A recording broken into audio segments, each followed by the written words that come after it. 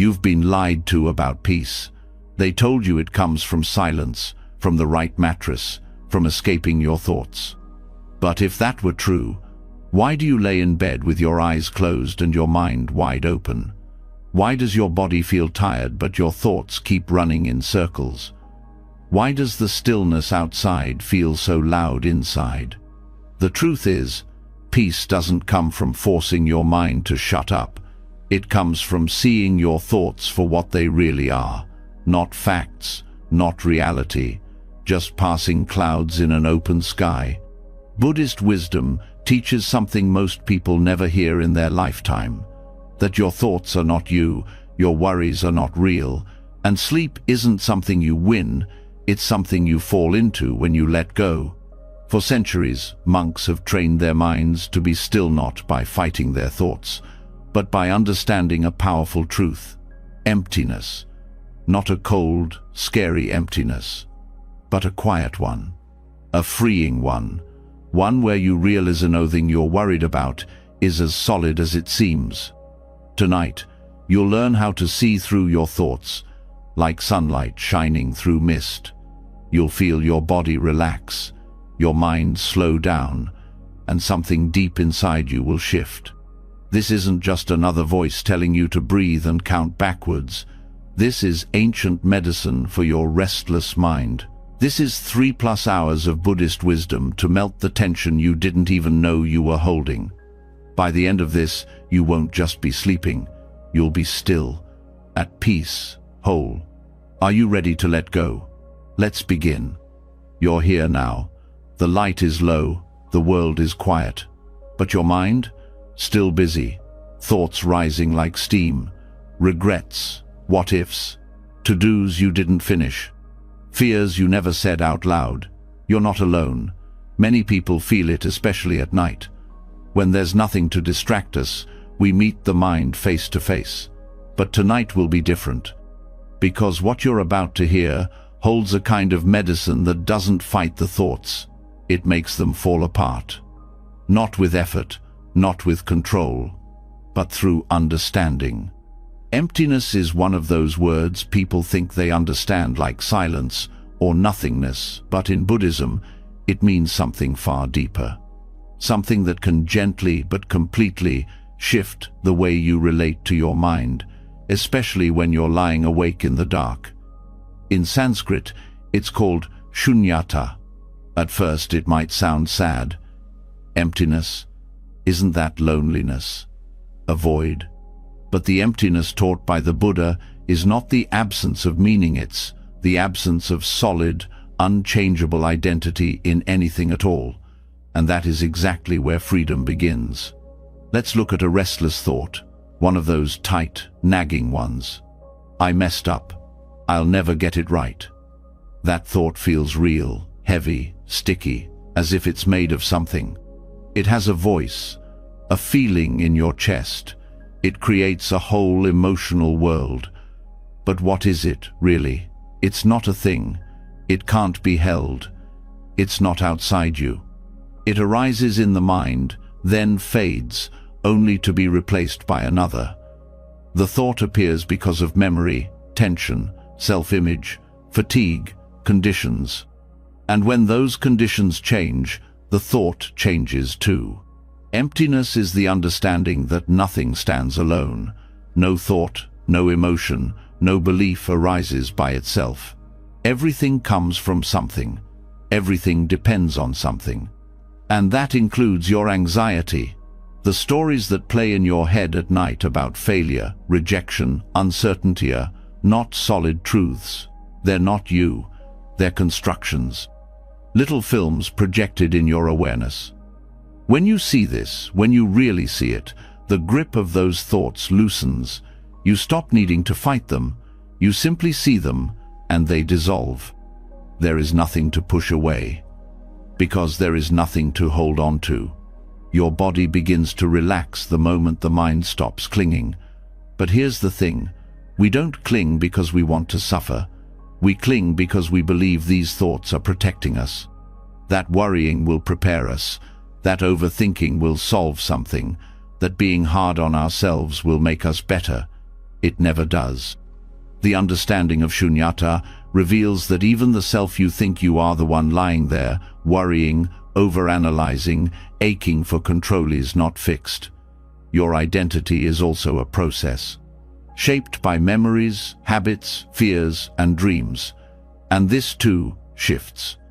You're not the same you were 5 years ago, even yesterday. So why believe the voice in your head when it says, "This is just the way I am"? It's not. When you see that, when you let go of that need to be a certain way or get everything right, your mind finds space. Thoughts still come, but they don't stick, like writing on water, there and gone. At night, the mind often brings its loudest worries. It thinks now is the time to solve them all. But if you were to ask your mind, "Where are these thoughts coming from?" it wouldn't be able to answer. Not truly. It would keep redirecting, looping, because the nature of thoughts is movement. That's all they are, motion. Emptiness doesn't mean we deny what we feel. It means we stop solidifying it. We stop turning waves into walls. The sadness? It's real, but it moves. The fear? Also real, but not permanent. The guilt? Yes, it's there. But it's not the whole truth of who you are. This shift in seeing this deep, quiet clarity has the power to change everything. It doesn't just give you peace in the moment. It changes the entire way you relate to your experience. Even your body knows this. When your mind tightens, your breath shortens, your jaw clenches, the chest tightens. Your body reacts to the illusion that the thought is a threat. But once the mind sees the thought for what it is, a passing echo, not a monster, the body lets go. And with that release, sleep becomes possible. Not because you forced it, but because there's nothing left trying to stay awake. Let's go deeper. There's a famous teaching in Buddhism called the Two Truths. It explains that we live with two kinds of reality: conventional truth and ultimate truth. Conventional truth is, I'm a person. I have a name. I'm lying in bed right now, thinking. Ultimate truth is, all these labels, all these experiences are temporary constructions like sandcastles. Both are valid. But knowing ultimate truth is what liberates us from suffering. So when a stressful thought arises, I'm not doing enough, they don't care about me, what if I fail? You can hold it with both truths. You can acknowledge the feeling without letting it control you. You can say, yes, this thought is here, but it's not solid, it's not forever, it's just passing through. This is how you start to disarm the mind, gently. There's a line from the Zen tradition: thoughts are visitors. Let them come and go, just don't serve them tea. Emptiness doesn't kill thought, it makes it weightless. That's why this isn't about becoming thoughtless or blank. It's about recognizing the true nature of mind, clear, open, and aware with thoughts, passing like weather across the sky. And here's something important. This insight doesn't require you to be a monk. You don't have to renounce the world or memorize ancient texts. You only need to see clearly. That's what mindfulness is. Seeing with understanding. In the early Buddhist texts, the Buddha compared thoughts to mirages, like heat waves on a road. They look real, but when you try to hold them, there's nothing there. The suffering begins when we chase them, trying to fix, solve, control. But if you just observe, if you just sit quietly with awareness, a strange thing happens. The thoughts start losing their grip. Not because they went away, but because your belief in them did. Belief is what gives them power. This is why Buddhist meditation isn't about doing something to your thoughts, it's about looking at them until the illusion fades, noticing their shape, their tone, their origin, without jumping in, like watching leaves float down a stream instead of trying to grab them all. So, how do you bring this into your night? When you lie in bed, instead of chasing peace, just become aware, gently. Feel the breath. Notice the thoughts. Don't try to stop them. Just notice. And then silently ask, what is this thought made of? That question alone can cut through a mountain of worry, because when you really look, you'll find there's nothing there, just energy, just patterns. Your nervous system will feel this shift. The body listens to the mind. When the mind relaxes its grip, the body follows. Your breath gets deeper, the muscles soften, your heartbeat slows, and slowly you're drawn into rest, not as an escape, but as a return to natural stillness. You're not pushing thoughts away, you're just seeing them clearly. This kind of seeing doesn't get old, it deepens. Each night, the mind may bring new stories, but each time you'll meet them with a little more space, a little more wisdom. Noticing the space between the thoughts, the silence beneath them, the awareness that's always present, even when the thoughts are loud. That awareness is not empty in a sad way. It's empty like a wide-open sky, vast, clear, peaceful, and it's always here, right now. You don't need to create it, you only need to notice it. And here's something you may not expect. The more you practice this, the less afraid you become, not just at night, but in life. Because you've seen the truth, that thoughts are not rulers. Feelings are not facts. You are not your anxiety. You are the space that holds it all. Even dreams start to change. When your waking mind understands emptiness, your dream mind begins to loosen too. The mind doesn't need to process unprocessed stress in the same way. Sleep becomes clearer, lighter, more healing. You begin to trust sleep again, and not as a goal to achieve, but as a natural rhythm, a release. This shift is quiet, but it's powerful, because it breaks the oldest habit we have, believing that peace comes from fixing everything out there. Peace comes from seeing clearly in here. Tonight, as you lie down, let this truth rest with you. No thought is permanent, no fear is final, and nothing in your mind has more power than your awareness of it. You are already spacious, already free, already still. Rest in that, let go, and let the emptiness carry you. You've just seen thoughts dissolve when you stop believing they're solid. How the weight you carry in your head doesn't belong to you the way you thought it did. And in that seeing, you felt its stillness. But what if that stillness didn't have to stop there? What if sleep wasn't just a break from life, but part of the path itself? The Buddha didn't ignore rest. He didn't treat sleep like a pause between practice. For him, and for those who followed his teachings, rest was not an escape, it was a continuation. The same awareness that sees through the illusion of thought can also transform the way we fall asleep, the way we lie in bed, the way we enter the space between waking and dreaming. This isn't about meditation instead of sleep, it's about letting meditation become sleep. And that begins with the Mahasatipatthana Sutta, the Buddha's great discourse on mindfulness. It lays out the foundations for deep awareness. Not awareness in the abstract, but in the most human ways possible, through the body, through feeling, through the mind, and through what's true. For centuries, Buddhist practitioners have turned to these foundations, not just during sitting meditation, but in every moment of their lives, including the hours between sunset and sleep. Because the truth is, how we fall asleep matters. When the mind is scattered, sleep becomes shallow. When the heart is heavy, dreams become dense. But when mindfulness is present, the boundary between practice and rest dissolves. Awareness doesn't have to stop just because the day does. In fact, that's when it becomes most powerful, because the filters drop, the masks fall. All that's left is what's real. The first foundation is the body. In bed, this is where your mindfulness begins.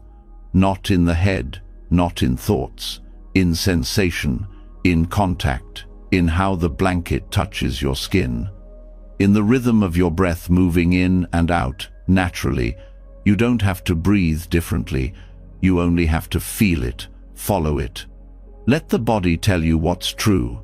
If there is tightness, don't resist it. If there's warmth, rest in it. Scan slowly, not with control but with kindness. Start from the toes, noticing, not labeling. Just letting each part of you know, I'm here. This kind of attention isn't mental, it's grounding. It makes your body feel safe enough to release. The nervous system softens when it feels seen, and the body, no matter how tired, is always listening.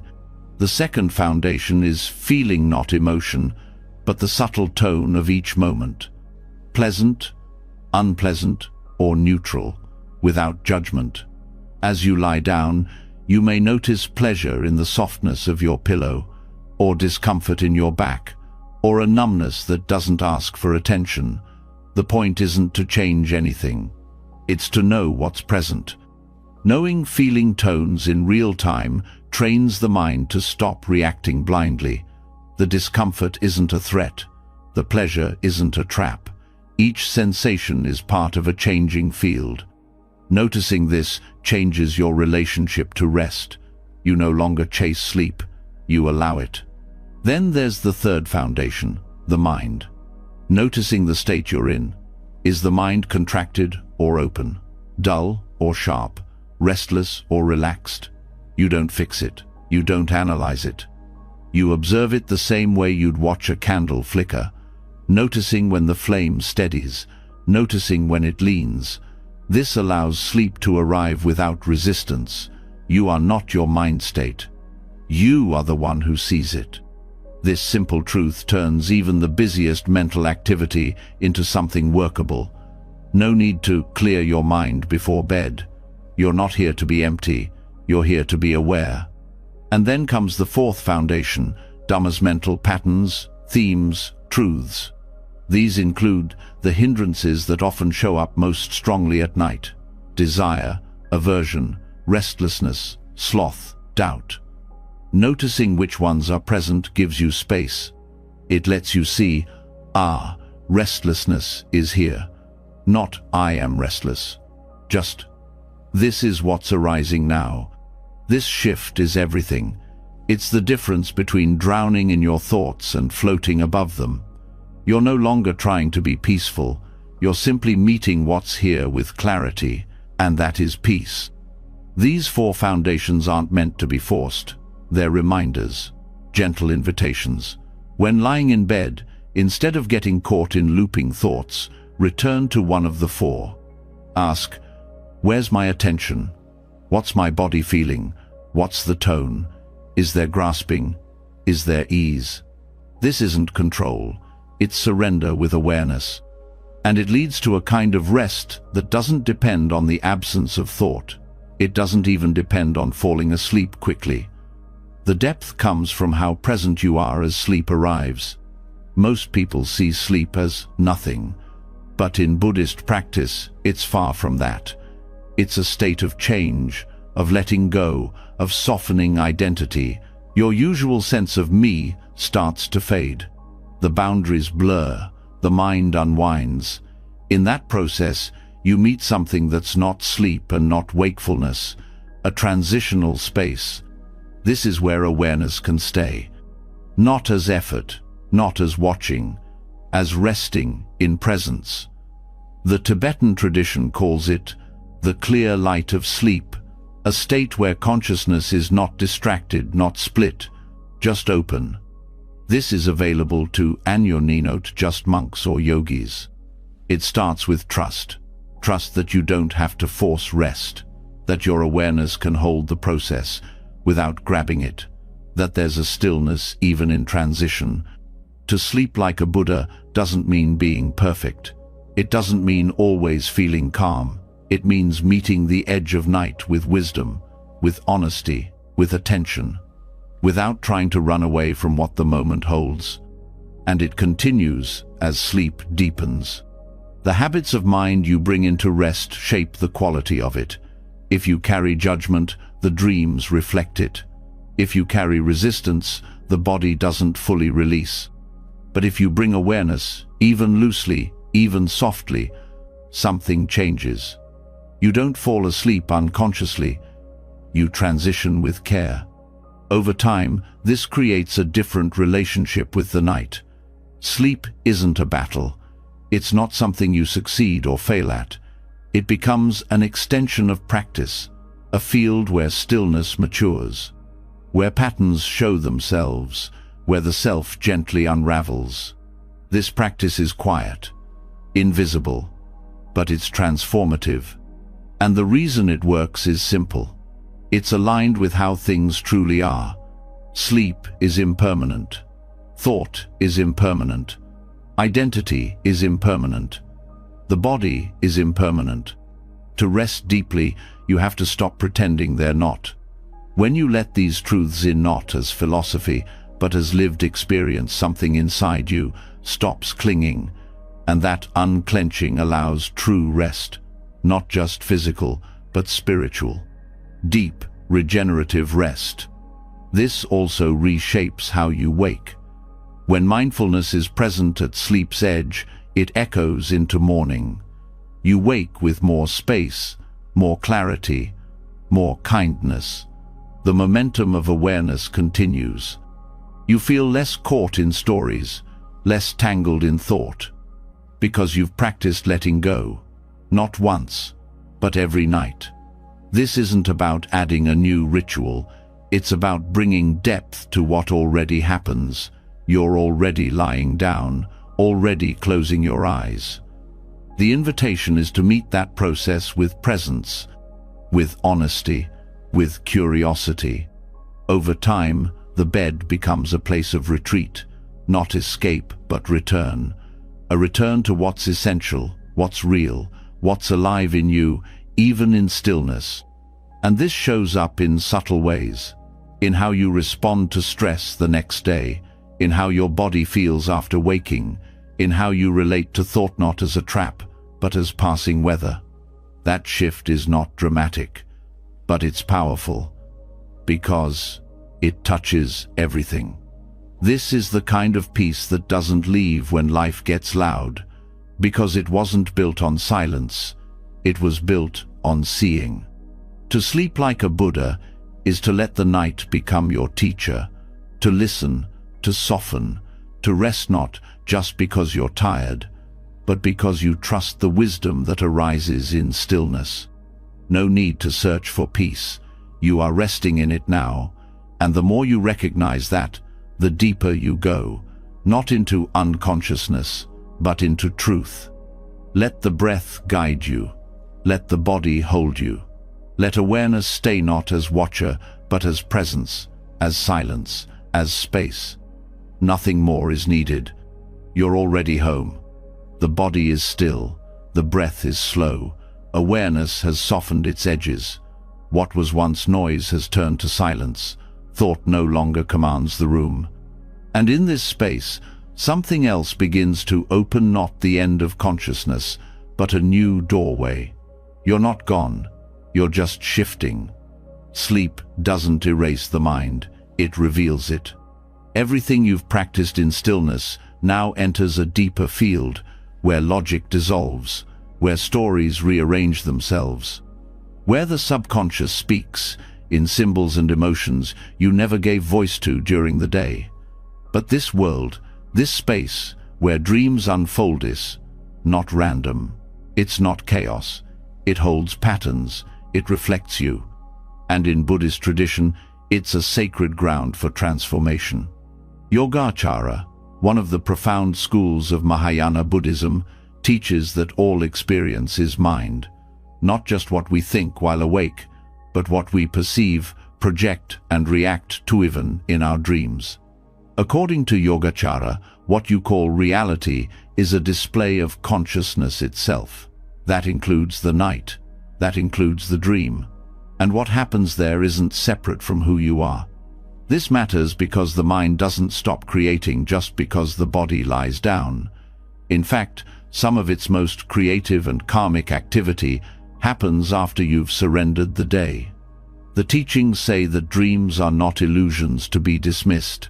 They are mirrors. They are messengers. And when met with awareness, they become medicine.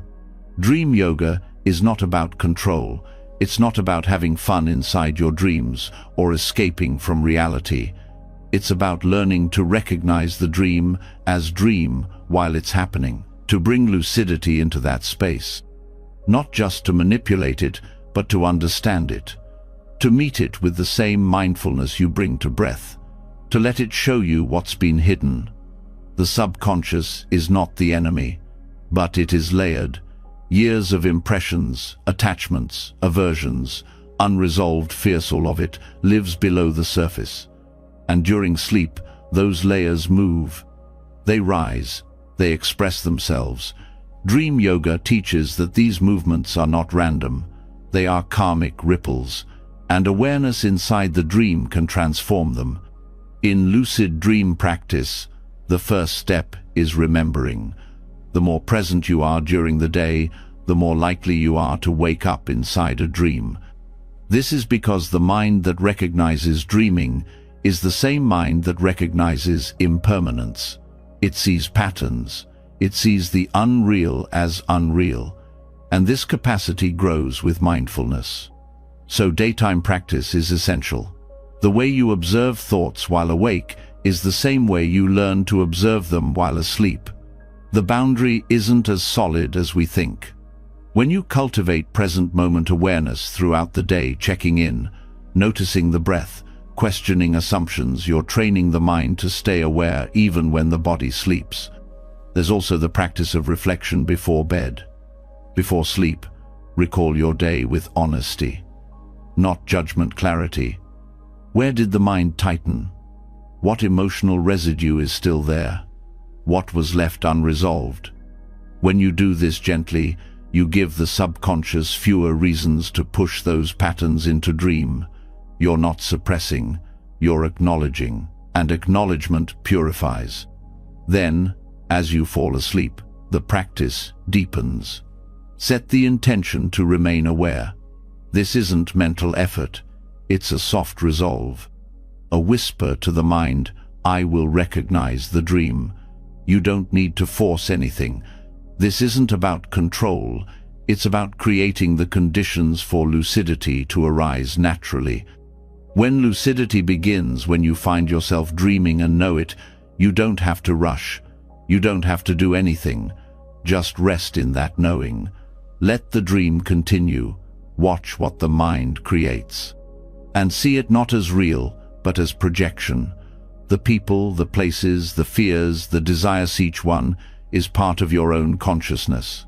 When you realize this fully, even inside a dream, transformation begins.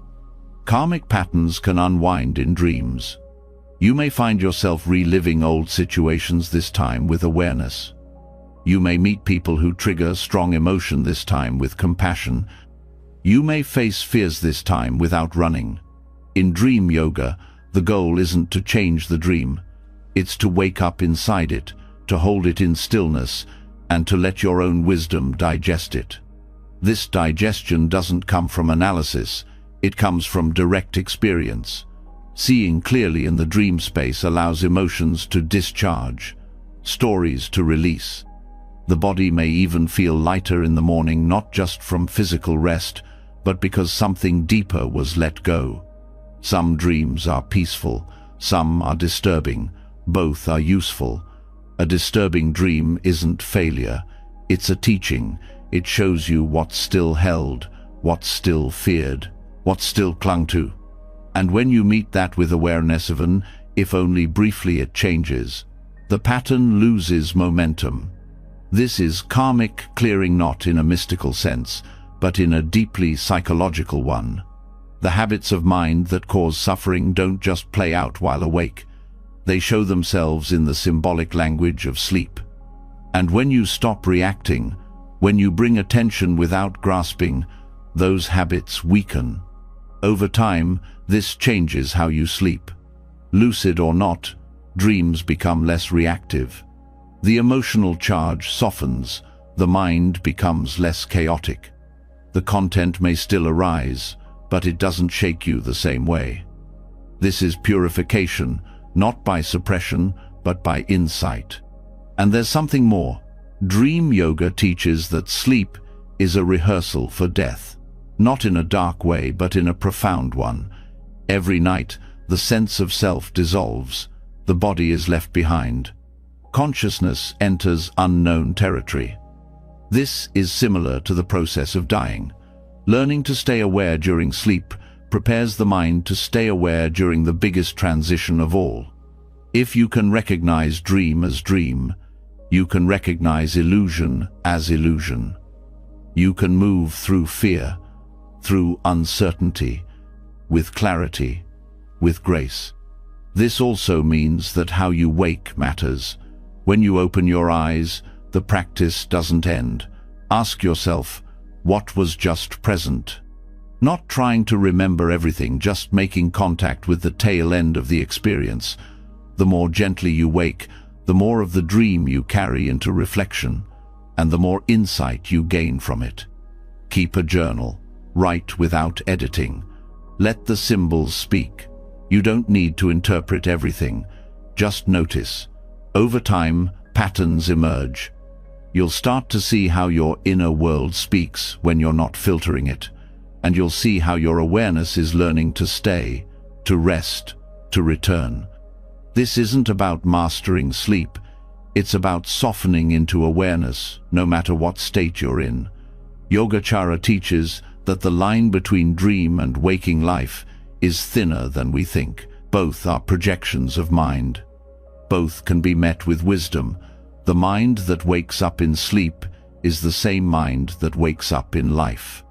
The benefits of this are quiet but deep. You feel more at ease with uncertainty, less controlled by fear, less identified with the drama of thoughts. Because you've seen what it's like to watch the show without believing it. This is freedom not in theory, but in lived experience. Even if lucidity doesn't happen every night, the practice continues. Every effort made to stay present during sleep supports presence during the day. The boundary dissolves. Rest becomes part of the path. The hours of night are no longer a break from awareness, but a field for it. This is how healing happens. Not all at once, not with effort, but through the gentle, consistent willingness to stay close, to be with what's arising, to trust the wisdom already present in the mind itself.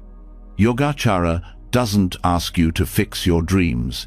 It invites you to see them, to bow to them, to meet even the strangest images with reverence, because nothing arises without meaning and nothing lasts. Awareness is the thread.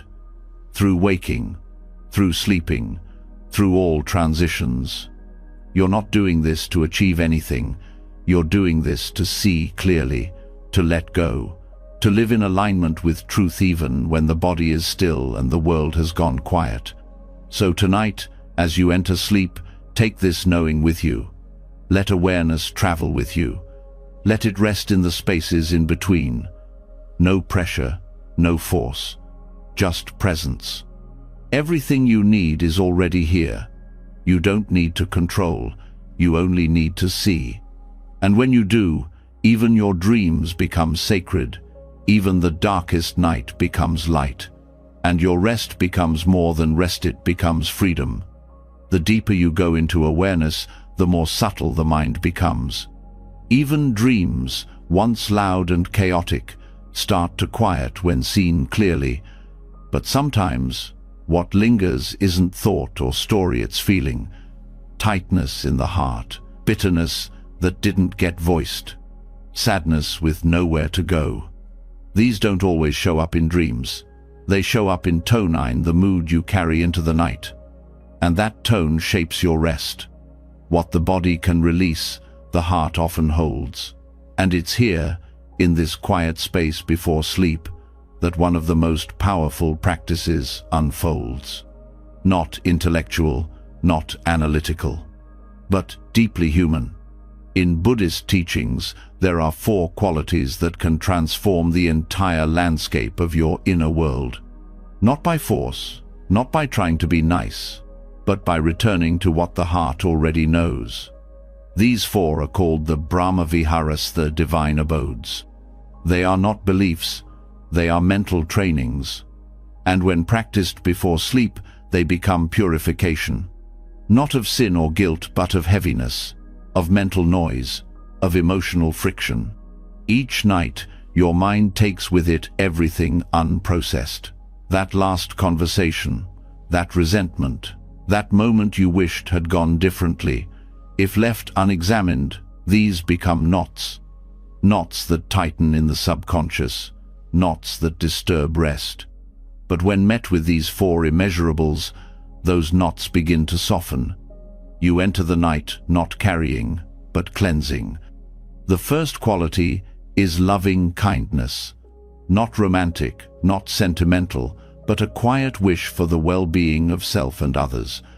To practice this is not to feel warmth automatically.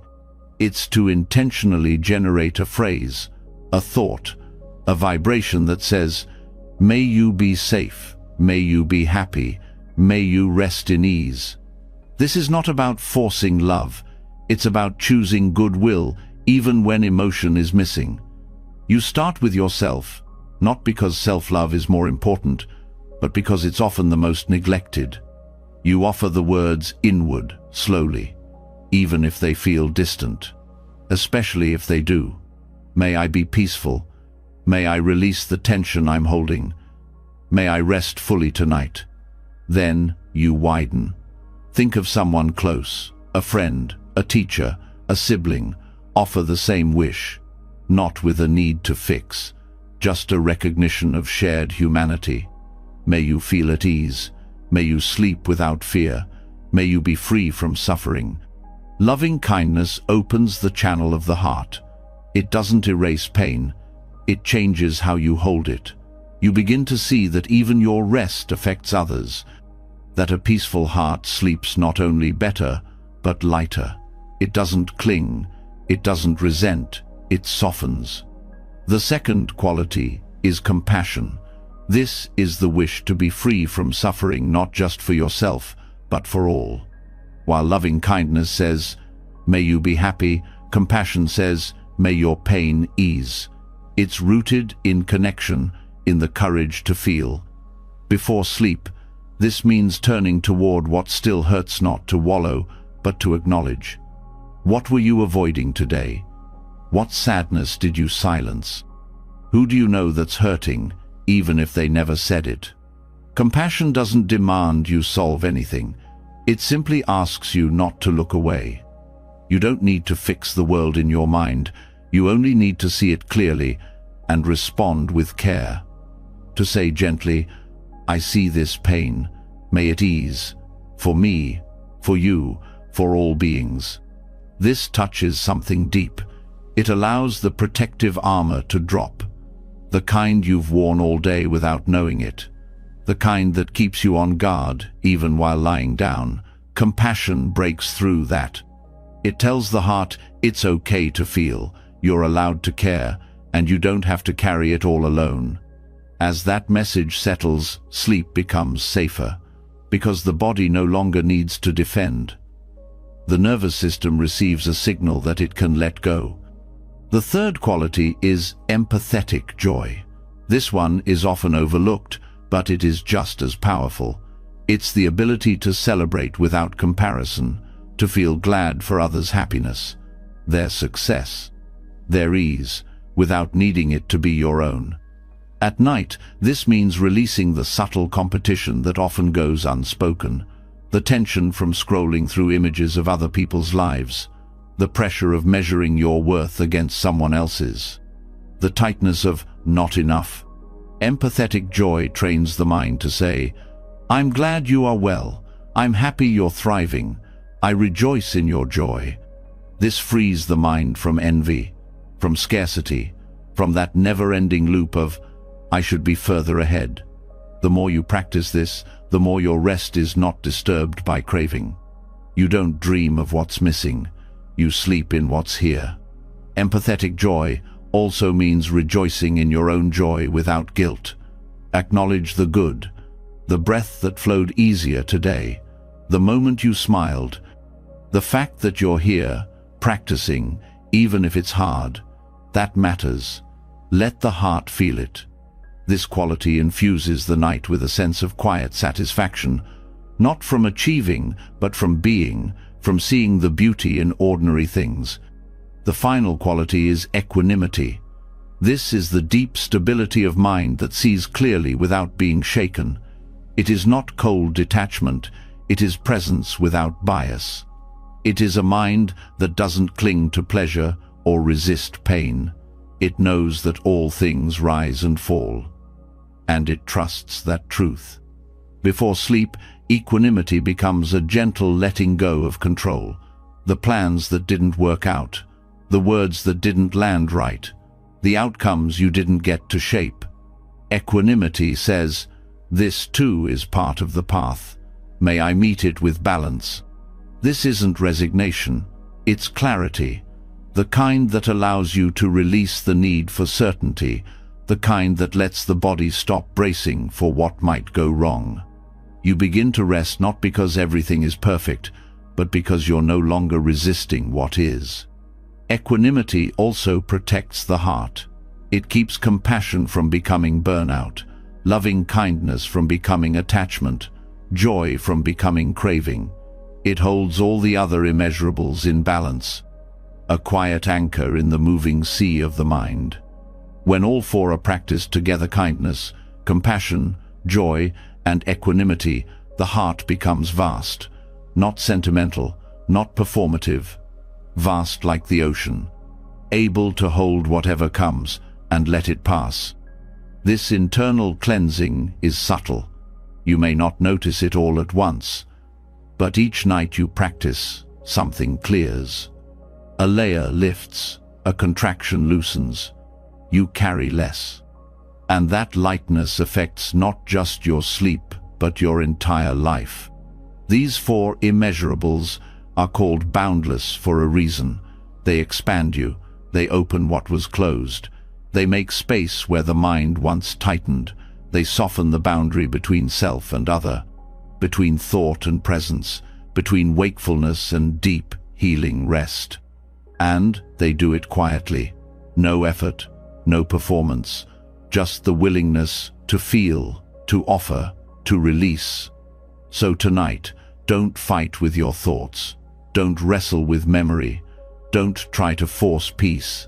Sit, lie down, or close your eyes and offer these qualities inward. May I be safe. May others be free. May we all rest in ease. May joy grow where pain once lived. May I hold this moment with balance. There's nothing you need to achieve, no emotion you need to feel. The power is in the offering. The practice is in the return. Let this be your final act before sleep, a quiet cleansing, a soft alignment, a silent kindness that echoes into the places words never reach.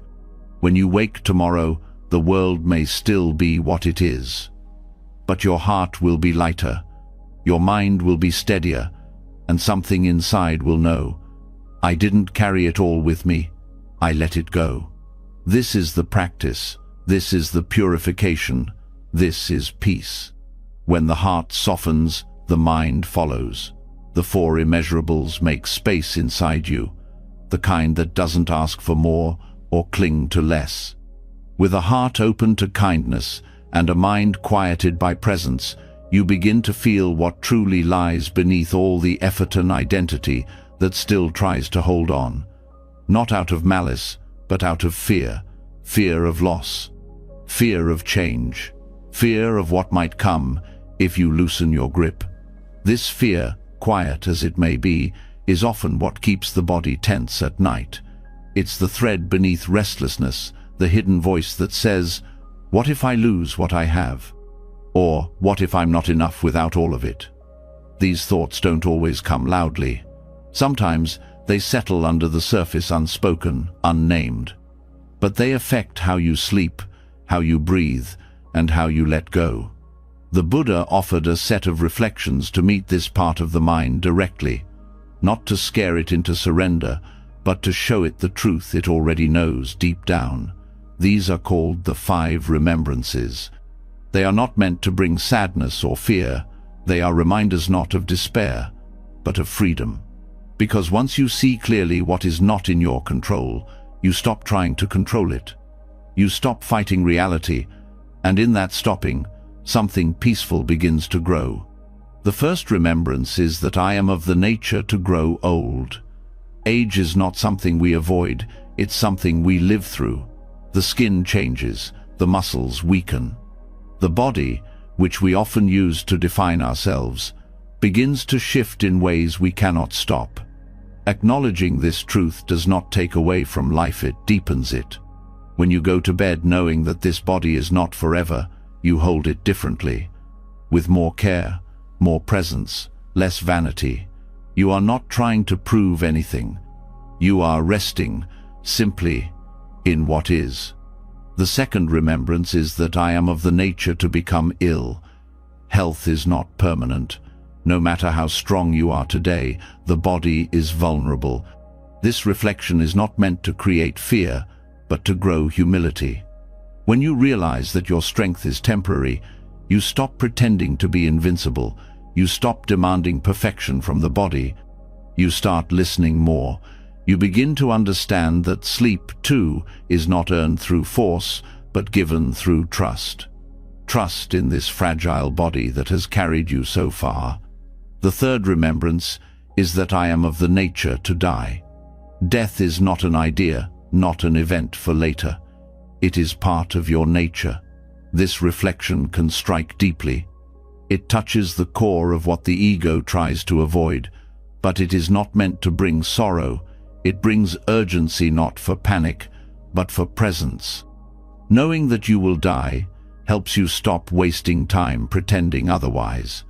You begin to see what really matters. What you carry to bed becomes lighter because you stop trying to control a future that no one can promise. The fourth remembrance is that everything I love and everyone I love are of the nature to change. They will grow old, fall ill, and die. This includes the people closest to you, your possessions, your status, and even the beliefs you once held tightly. This truth can be difficult, but it leads to a kind of love that is free from possession. You stop holding people as if they belong to you. You stop fearing change and instead begin to love more fully because you understand how precious and temporary everything really is. The fifth remembrance brings it all home. My actions are my only true belongings. I cannot escape the consequences of what I do. They are the ground I stand on. This is the mirror. In the end, what you have done, how you lived, how you treated others, how you treated yourself is what shapes your mind, your dreams, your karma. At night, when all the noise fades, this truth becomes clear. The clothes, the opinions, the achievements, all of it fades. But the way you showed up today, that remains. These 5 are not just words, they are tools. They strip away the parts of the ego that hold on out of fear. And when that gripping loosens, what's left is something quiet, not empty in a hollow way. Empty in a spacious way, where rest is not disturbed by clinging to the illusion of control. Practicing these reflections before bed is not a ritual of pessimism. It is a practice of clarity. You don't repeat them to scare yourself. You repeat them to return to reality. And in doing so, you shed the layers that prevent real rest. The mind that resists death also resists sleep. It keeps you alert, as if letting go for the night is a kind of dying. In a way, it is. The self dissolves in sleep. Identity fades. Time disappears. And this is what the ego cannot accept easily. But when you remind yourself gently, compassionately, that everything is impermanent, including you, then the grip softens. There is nothing left to defend. These remembrances help dismantle the illusion of being separate. When you accept your nature to age, fall ill, and die, you begin to see that everyone shares this nature. The lines between you and others blur. That sense of being alone in your struggles starts to fade. There's a kind of peace in knowing that everyone is walking the same path, that nothing you're afraid of is yours alone. Sleep then becomes something different. not a battle to quiet the mind, but a surrender to truth. You go to bed not chasing rest, but laying down the burdens that prevent it. The burden of needing to prove yourself, the burden of clinging to outcomes, the burden of holding tightly to people and things that were never truly in your control. This changes how you breathe at night, how you settle into your mattress, how you hold your body. You are no longer tensing against time. You are no longer trapped in resistance. Instead, you're entering the night with awareness, not of your to-do list, not of your regrets, but of what's real. That aging cannot be avoided. That illness comes with being alive. That death is not separate from life. That love means change, and that actions matter more than identity. There is a strange relief in accepting this, like removing armor you didn't know you were wearing.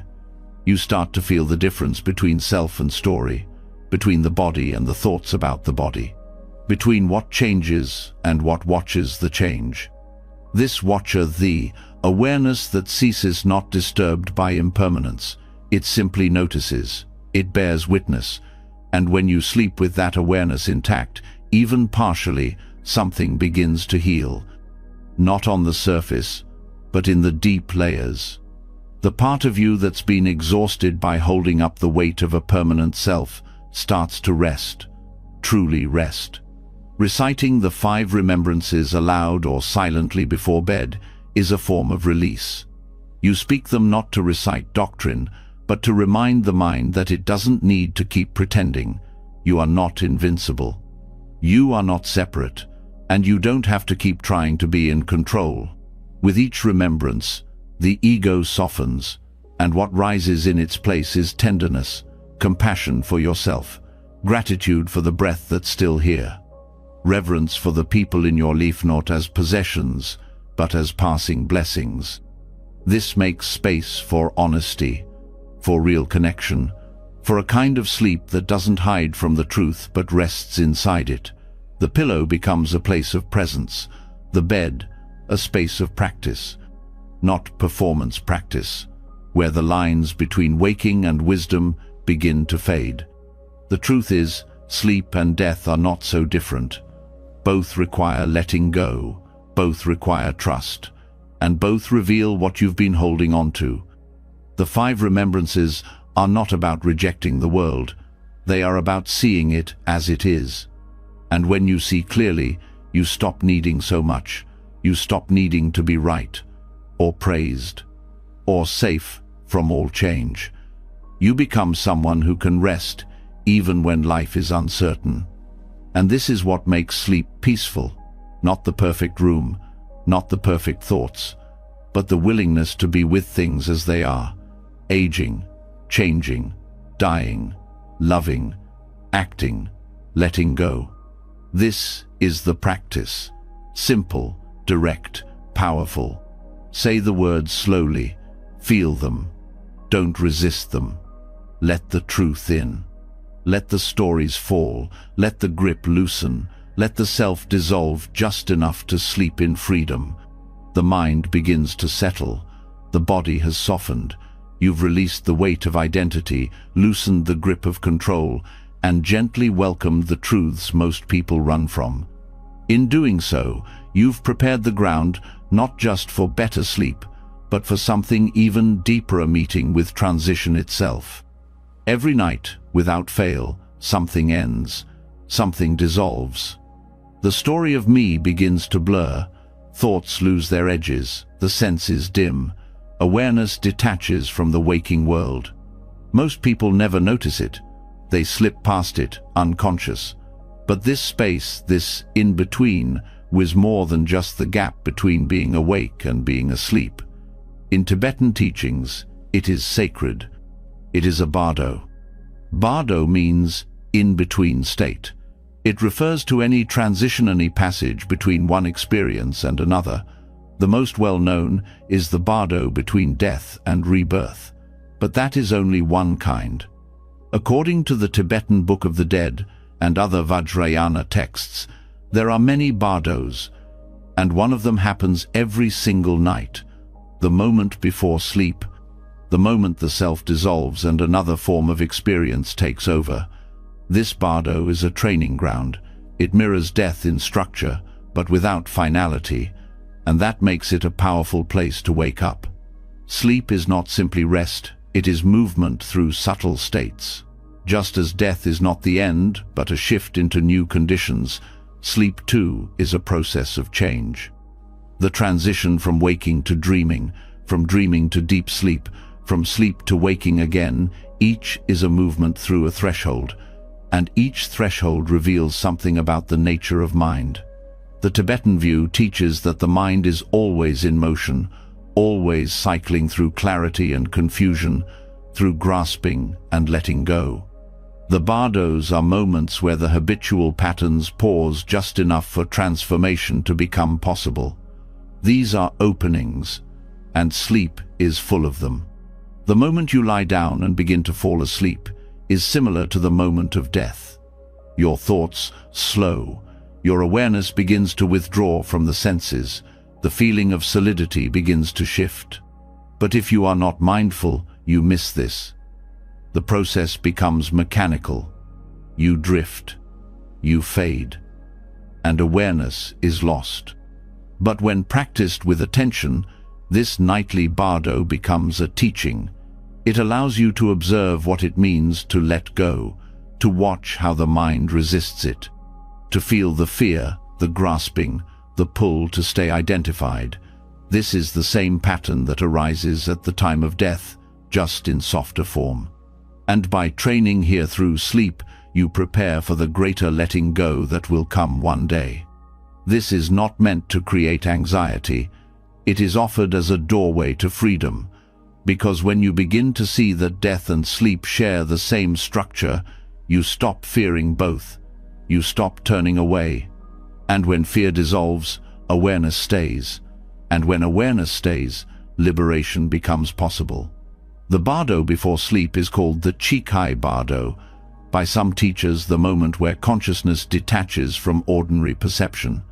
It is subtle, a shift, not a break. If the mind is trained to remain aware as the body sleeps, it begins to see this shift, the loss of sensory input, the floating quality of thought, the gradual slide into something else.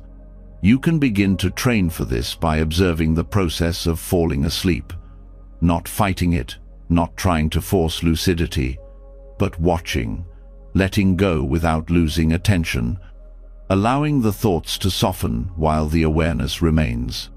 This is difficult at first. The mind wants to either hold on tightly or collapse, but with practice, a balance emerges. You learn to rest in a space that is neither sleep nor waking, a transitional field. In Tibetan terms, this is the opportunity. This is the bardo. In that moment, the mind becomes more subtle. Gross thoughts fall away. The sense of I starts to dissolve. And if you can meet that with awareness, something profound opens. The self is no longer defined by its usual roles. You're not thinking in words. You're not bound by logic. You're simply present with change itself. This trains a kind of death readiness. Not in a morbid way, but in the most compassionate way. To sleep consciously is to die consciously. And to die consciously, even in small ways, is to live without clinging. The teachings describe the bardos as having great potential. In the waking world, our habits are strong. We react quickly, we're caught in momentum. But in transitional states, the patterns loosen. There's a gap. And in that gap you can plant new seeds. You can interrupt old tendencies. You can choose a different response. Before sleep, this might mean observing the urge to ruminate and not following it. It might mean noticing the fear of stillness and staying anyway. It might mean seeing the need to be in control and releasing it gently. This builds a kind of flexibility in the mind, a willingness to stay open, even in uncertainty. And that is exactly what is needed at the time of death, when the familiar disappears, when the mind enters unfamiliar terrain. The more you practice recognizing these micro-transitions, the more skilled you become at navigating them. You start to see that nothing in experience is permanent, that all states arise, shift, and fall away. This includes the states of sleep, dream, deep, rest, waking again. All are impermanent, all are part of the same cycle. What matters is not controlling these cycles, it's how you meet them, with grasping or with clarity, with fear or with presence. This is why the Bardo teachings are not just about death. They are about living well now. They are about learning to trust the movement of life, the process of letting go, the grace of not knowing. You can apply this in every sleep cycle. As you lie down, bring attention to the breath not as a technique, but as a tether. Let the breath guide you as awareness begins to float. Don't hold it too tightly. Don't fall into dullness. Rest gently in between.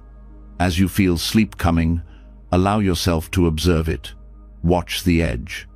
Watch how the sense of self starts to thin out. Let the ego rest. Let the identity fade. If thoughts come, let them come and go. You are not trying to analyze. You are simply watching the process of falling asleep as if it were a sacred event, because it is. Over time, you'll begin to notice patterns, how certain emotions arise before sleep, how fear or resistance shows up, how letting go doesn't happen all at once, but in stages. This becomes your map, your nightly practice. Some traditions teach that falling asleep with awareness is one of the highest meditations because it prepares the mind for what truly matters. The final bardo, the one none of us will avoid. But it also prepares you for daily life. When you wake from sleep with more awareness, you step into the day with a different presence. The decisions you make are less reactive. The way you listen changes. The way you hold your experience changes. This is the gift of Bardo training. You are practicing for death, yes, but more than that, you are practicing for life. For every moment of transition, every conversation that ends, every identity that fades, every plan that doesn't work out, these are all bardos, all moments of loss, all invitations to see that what you are is not fixed. And that insight brings freedom. The body will sleep, the mind will wander, but awareness, once trained, begins to stay. It becomes your refuge, your anchor in transition, not as control but as openness, as grace. You don't have to perfect this. You don't have to succeed every night. Even one moment of awareness in the bardo before sleep plants a seed, a memory in the mind, a familiarity that will return when it's needed. So when you lie down tonight, treat the transition with reverence, not with fear, not with control, but with deep respect. You are practicing for the greatest truth.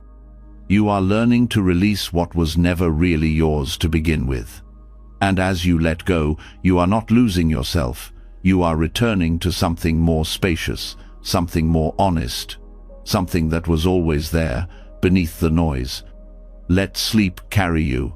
Let the bardo teach you. Let awareness stay. This is not the end. This is another beginning. Each night you cross a threshold, awareness softens, identity blurs. The stories you carry begin to loosen their grip. You've practiced letting go of control. You've explored the mind's transitions through bardos. You've seen how sleep mirrors the greatest of all changes. But there is one part of experience that remains constantly present, always available as an anchor: the body. While the mind spins in thoughts, the body waits. It doesn't argue, it doesn't demand answers. It speaks quietly through sensation, through tension, through breath. And most of the time, it is ignored. When sleep doesn't come, the reason often appears to be mental: stress, overthinking, restlessness. But what allows those mental patterns to grow wild is disconnection from the body. The thoughts go unchecked because awareness is floating without anchor. In early Buddhist practice, the Buddha offered a clear way to return. Kayanupassana, contemplation of the body. This isn't about judging the body. It's about knowing it, not as an idea, but as living experience. Through direct, sustained observation of the body as it is, the mind begins to quiet. The need to solve, predict, or plan begins to fade. Not because the thoughts are pushed away, but because they no longer take center stage. Kayanupassana is not a complex technique. It is the act of being with your body fully, exactly as it is, with complete attention. And this attention is not focused on form or appearance. It is grounded in feeling touch, pressure, movement, and stillness. Through this awareness, the illusion of control slowly dissolves. You begin to understand that peace doesn't arrive by managing your mind, but by resting in the direct experience of now. Body scanning, as taught in Vipassana traditions, is one way to enter this contemplation. It involves moving attention slowly, part by part, through the body. Not to find what's wrong, but to simply feel what is there. Every part is included, nothing is left out. And through this inclusive attention, something powerful happens. Fragmentation dissolves.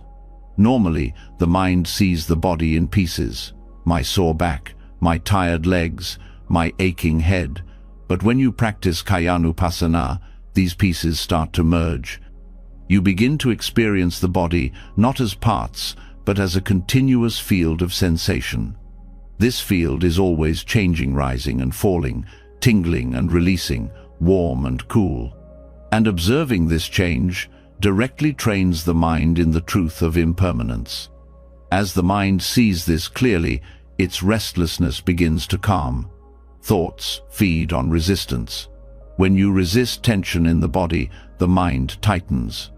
When you avoid discomfort, the thoughts multiply. But when you bring awareness to these sensations without trying to change them, they begin to move on their own. The body knows how to release. It only needs space. Body scanning works not by removing thoughts, but by shifting attention to what is more stable: the breath, the pulse, the heaviness of the limbs. Each time you place attention gently on a part of the body, you reduce identification with the thinking self. You become the observer, not the thinker.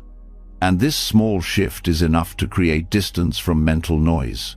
Kayanupassana also teaches you to stay with sensation, even when it's unpleasant. When awareness touches a part of the body that feels tight, heavy, or sore, the usual instinct is to pull away. But in this practice, you do the opposite. You stay, you observe, you feel. And what you begin to learn is that discomfort changes. Nothing stays fixed. A sharp pain becomes a dull throb. A heaviness becomes warmth. A tightness releases. You are not fixing anything. You are witnessing the body return to balance in its own way. This teaches trust. It also teaches patience. Patience is not passive. It is the willingness to remain present with what is, without forcing a different experience. And this is exactly what allows the body to rest deeply, because the nervous system feels safe when it is seen. When attention is brought to the body without judgment, the signals of stress begin to slow. This also affects how you fall asleep. When scanning the body, sleep often arrives without warning, not because you forced it, but because the mind became aligned with the rhythms of the body. The brain no longer searches for resolution. It follows the breath, it follows the feeling, and in that following, it lets go.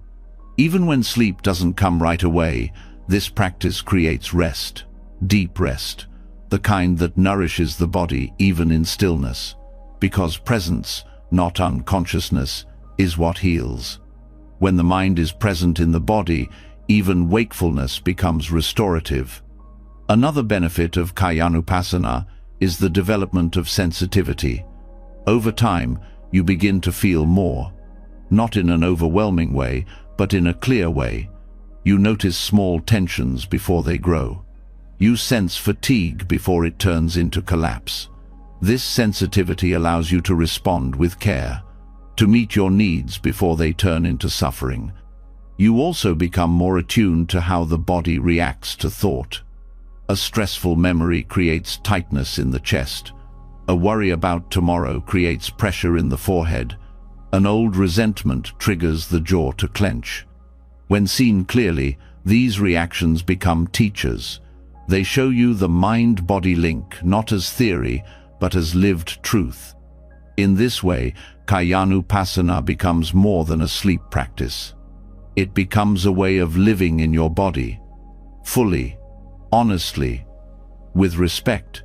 You stop treating the body like a machine. You start treating it like a friend. This relationship shifts your approach to rest. Rest is no longer something you earn, it is something you allow. You begin to feel when your body asks for stillness. You start to respond with kindness instead of avoidance. And this kindness softens everything. The practice also shows you where you're holding emotional residue. Unspoken grief might sit in the throat. Unfelt anger might tighten the fists. Unacknowledged fear might curl in the belly. By scanning slowly, these hidden impressions come to light, not to overwhelm you, but to be met, felt, released. There is no need to analyze. The body doesn't need fixing, it needs presence. Awareness is what clears the residue, not words, not explanations, just being with sensation, fully as it is. This presence is not rigid, it's gentle, it moves with attention, it listens, it follows, and in following, it teaches you how to rest without abandoning yourself. As you move through the body, scanning the toes, the feet, the ankles, the calves, the knees, you start to feel more whole. Each part is included, each part is honored, and that inclusion brings peace. You don't need a goal, you don't need a result. The practice is the result. The practice is the resting. Even the breath becomes more natural. As awareness touches each area of the body, the breath adjusts. It deepens, it softens, without force, without instruction. Because the breath responds to safety, and attention is safety. Over time, Kayanupassana creates a mind that no longer runs from discomfort, that no longer chases thought as a way to escape feeling. It becomes a mind that rests where it is, that trusts the body, that knows presence is enough. This is how the monkey mind quiets, not through effort, but through returning again and again to what's here. The sensation in the fingertips, the movement in the chest, the stillness in the legs. Each moment of awareness is a thread, and together these threads weave calm. This calm is not temporary, it is trained, cultivated, built each night through steady presence. It becomes the default state, not because nothing disturbs you, but because you know how to return.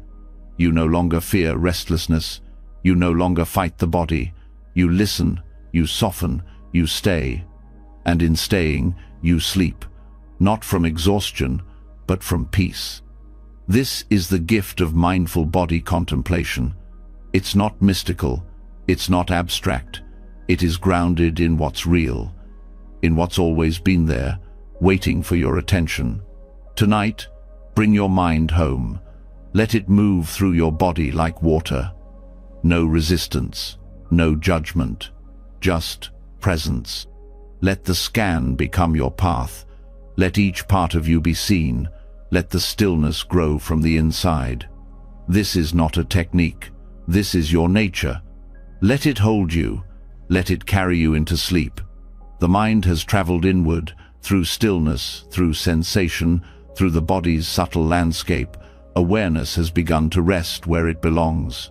You've trained it to stay. Not by force, but by presence. Now the body is at ease. Sleep has come. The mind has let go. But that's not the end. Every cycle of rest leads to return. What falls must rise. What dissolves must reform. And so the question is not just how you fall asleep, but how you wake. In the quiet that follows deep rest, in the silence after stillness, something else emerges. The return of consciousness, the renewal of choice, the opportunity to begin again. In Buddhist practice, waking up is never treated as routine. It's never seen as ordinary. The moment the eyes open, the breath returns to rhythm, and awareness begins to stir. There is a powerful opening. This is not just physical awakening, it's spiritual renewal. It is the daily invitation to reset not just the body but karma. Karma is often misunderstood. It's not fate, it's not punishment, it's momentum. It's the energy of intention, repeated thought, and habitual action. It shapes perception. It determines the direction of your speech, your choices, your mind. And each morning, that direction is not fixed. It can shift. The patterns of yesterday don't have to define today. The moment of waking holds a unique power. The mind is soft, the heart is open. The usual defenses have not yet been built, and that's where transformation begins. The first moments of the day matter more than we think. They are the seed from which the entire day grows.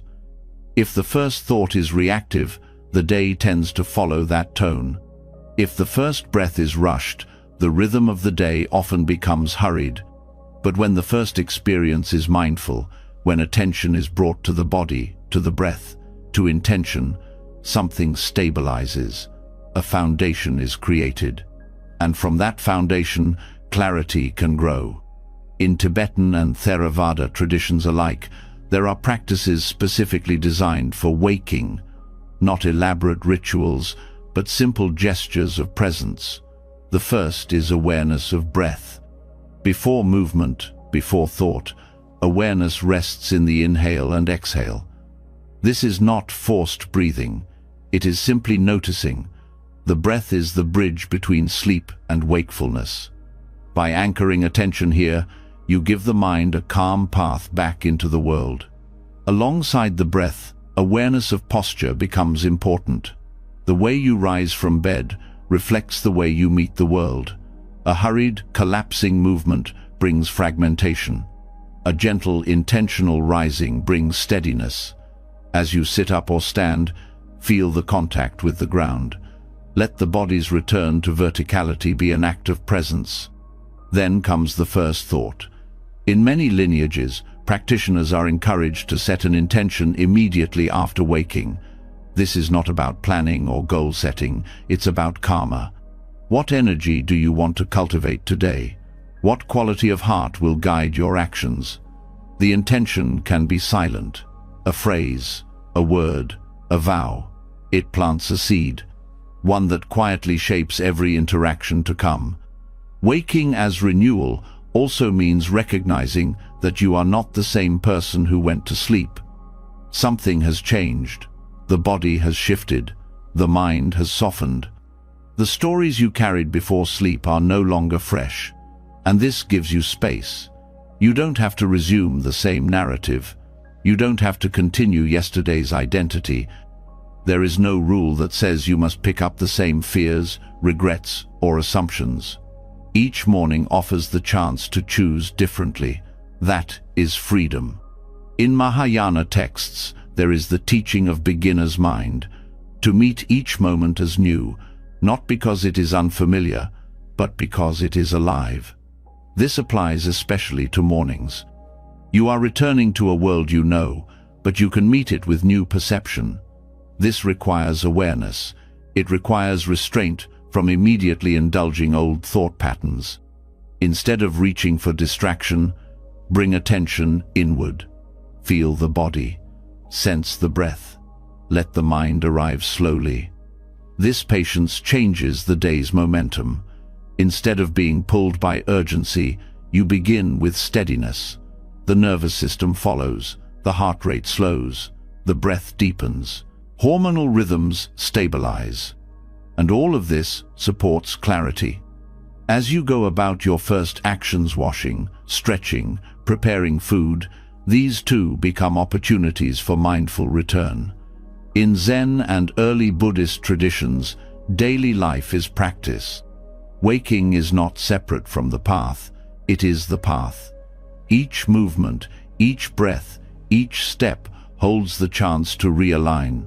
One of the most transformative aspects of seeing wakefulness as spiritual renewal is that it breaks the illusion of permanence.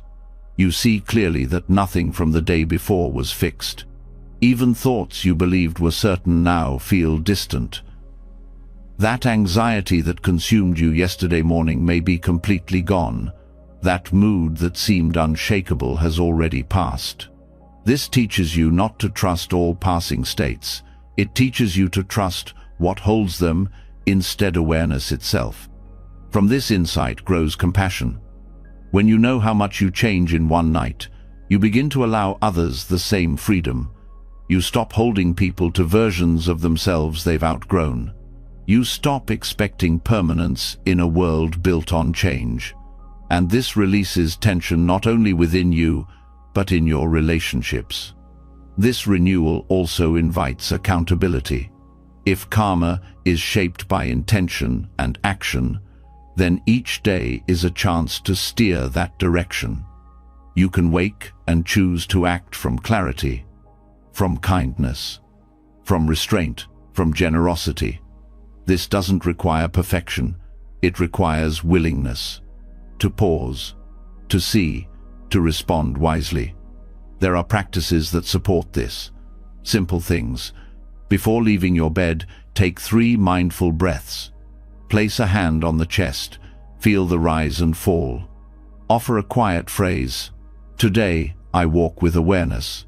Or, today, may my actions bring peace.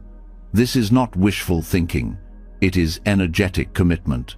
It sets the tone, and when done consistently, it reshapes the nervous system. Walking becomes different. Speech becomes slower. Reactions are less sharp. Because the mind was prepared. It didn't rush. It didn't forget its power to choose. Even if the day unfolds with challenge, the morning practice remains a refuge. You carry it with you, a thread of stillness in a noisy world. Another important aspect of spiritual renewal is humility. The understanding that you woke not because you deserve it, but because conditions allowed it. Breath returned, mind returned. This fosters gratitude not as obligation, but as recognition. Many did not wake today. Many suffer in ways you will not know. And here you are, alive, breathing, thinking, feeling. That truth alone is a doorway to reverence. From that reverence, the mind becomes soft, the heart becomes open, and from this softness, right action is more likely to follow. That is how karma shifts, not through force, but through alignment. This also challenges the idea that awakening is a single event. In truth, awakening happens again and again. Every moment you choose presence, you wake up. Every moment you return to breath, you wake up. Every time you stop reacting and instead respond with care, you wake up. And each morning, that process begins anew. This is not something you achieve, it's something you remember. The renewal is already there. The clarity is not far, it's just waiting to be noticed. Some traditions describe the mind as a clear mirror. Overnight, it gathers dust, thoughts, emotions, sensory impressions. But the mirror itself is unchanged. Waking is the act of wiping the surface, not to create clarity but to reveal it. You can make this part of your morning, before speaking, before reaching for a device. Sit quietly, even for 1 minute. Let the dust settle. Let the mirror show you what's true. This is not discipline, it is devotion to your own clarity, to your own peace. Over time, this practice builds resilience, because even when the day becomes difficult, you remember where you started. You remember what it feels like to begin in presence, and that memory brings you back. It also builds continuity. Sleep is no longer the end of one day and the beginning of another. It becomes part of a rhythm: inhale and exhale, death and rebirth, dissolution and return. And when seen this way, each morning becomes sacred. Not because of what you do, but because of how you arrive: mindful, clear, free. Let that be your practice. To wake, not as a task, but as a blessing. To rise, not with rush, but with grace. To speak, not with noise, but with purpose. To move, not with habit, but with awareness. This is renewal.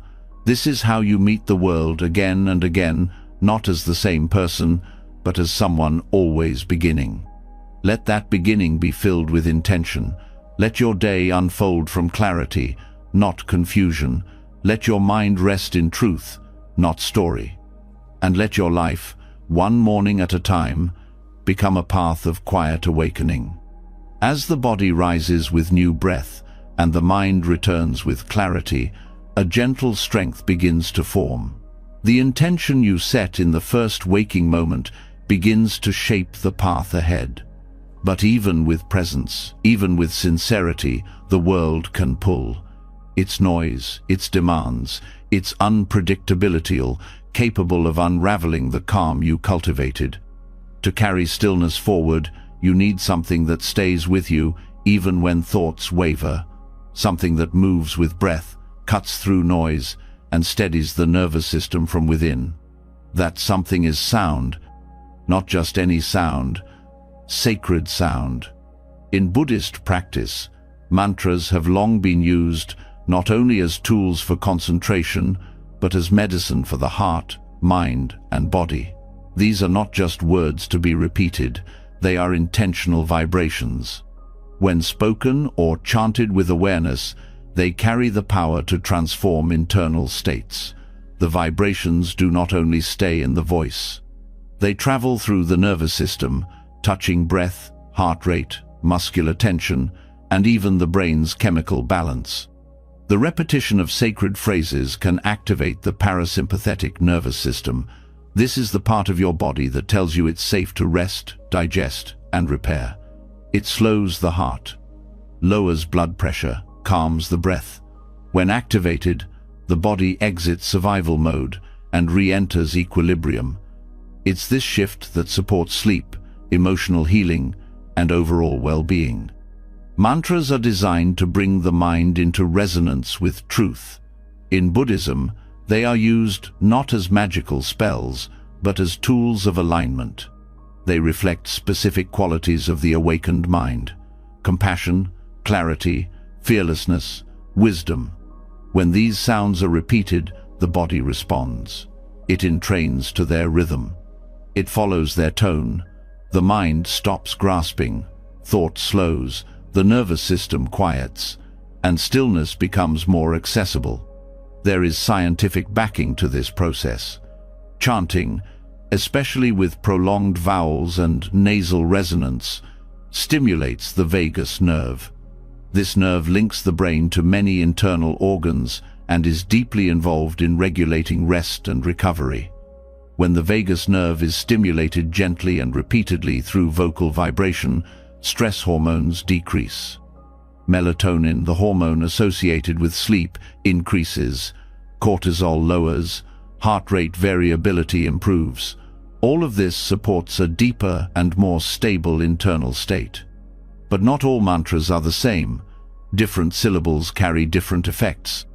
In Buddhist traditions, especially those practiced in Tibet, India, and parts of Southeast Asia, specific mantras are used at night, not just for devotion but for deep calming. Their syllables are chosen for more than meaning, they are chosen for sound. One of the most well-known is the mantra Om Mani Padme Hum.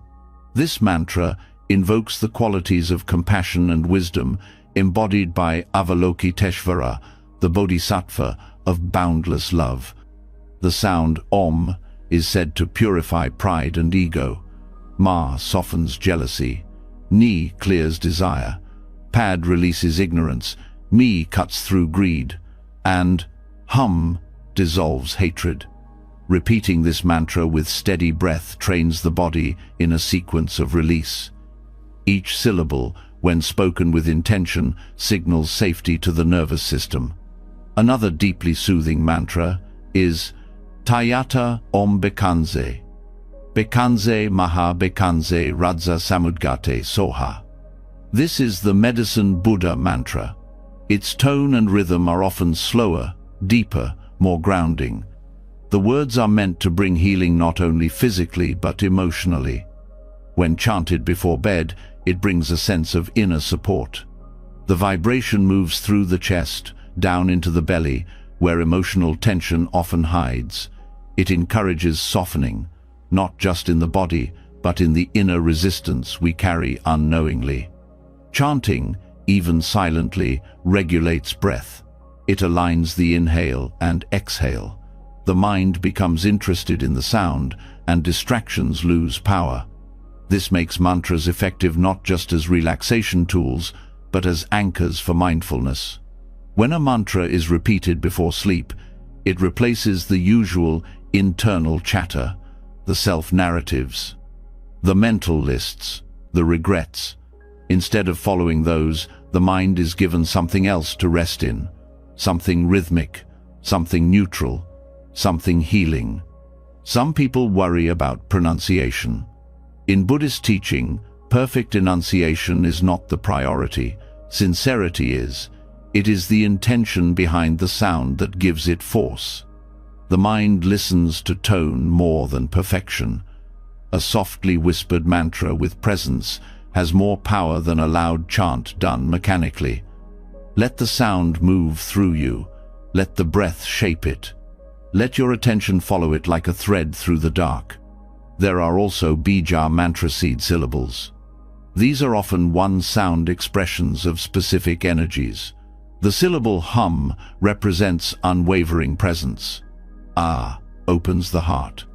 Om settles the crown and centers thought. These syllables can be used on their own, repeated slowly with the breath. One sound on the inhale, one on the exhale. This repetition gently guides the brain into alpha and theta states levels of consciousness associated with creativity, meditation, and deep rest. Using mantras in the evening creates a transition, a soft boundary between activity and surrender, between noise and stillness. Just as brushing your teeth cleans the body, mantras cleanse the subtle energy field. They wash away the residue of conversation, conflict, distraction, and doubt. You don't need to understand all their meanings. You only need to feel their vibration. Let them do their work without interference. Some people find it helpful to chant aloud for a few minutes, then continue silently as they lie down. The shift from sound to inner repetition mirrors the body's own descent into sleep.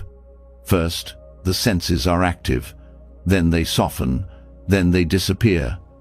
If the mantra continues silently, it often accompanies you across that threshold.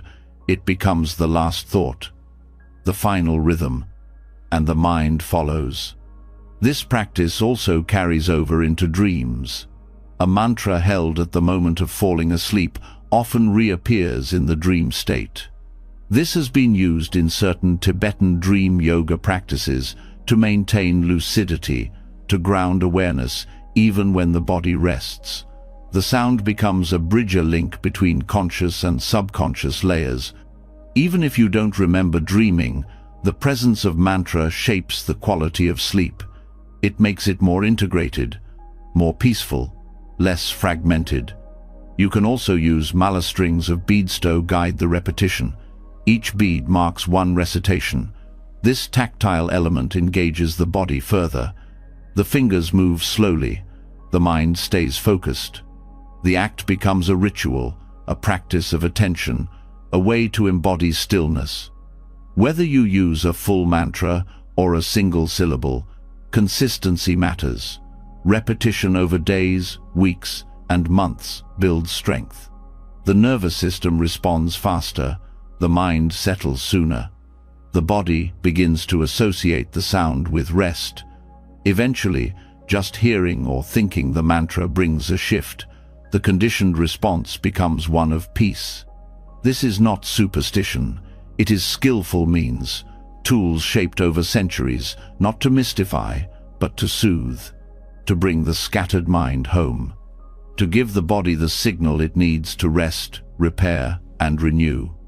It's also a practice of devotion, not to something external, but to presence itself, to truth, to that part of you that longs to be still, to be whole, to be quiet enough to hear the deeper rhythms of life. Let the mantra be your night prayer, your medicine, your return. Choose one that speaks to you. Let it enter slowly, gently, no force. Let it rise with the breath. Let it fall with the breath. Let it echo softly in the mind, and let it carry you into rest, not as a sleep technique, but as a path of returning. Returning to safety, to center, to the part of you that never needed fixing, only listening. Let that be the final sound before sleep. Let it soften the edges. Let it dissolve the noise. Let it guide you back, and let that vibration linger long after the voice is silent, long into the night, all the way into stillness. As the final sound of mantra fades, what remains is presence without effort. The nervous system has softened, the body has responded, and the mind begins to feel quieter than it has all day. But even in this stillness, something subtle can persist. A quiet tension, a hidden pressure, not from thought, not from noise, but from identity. A belief that lingers beneath the surface. I am someone who needs to sleep. This identity seems harmless at first. After all, everyone goes to bed with a desire for rest. But the moment this desire becomes entangled with self-image, tension follows. The idea that you must fall asleep, that sleep is something you are supposed to achieve, begins to shape your experience. Suddenly, rest becomes performance. The bed becomes a stage. The one lying down becomes a character called the sleeper, and the need to succeed in that role creates resistance where there should be release. This is where the Buddhist teaching of non-self becomes vital. Anatta, the understanding that there is no fixed, unchanging self, is not just a philosophical insight, it is a practical key to freedom.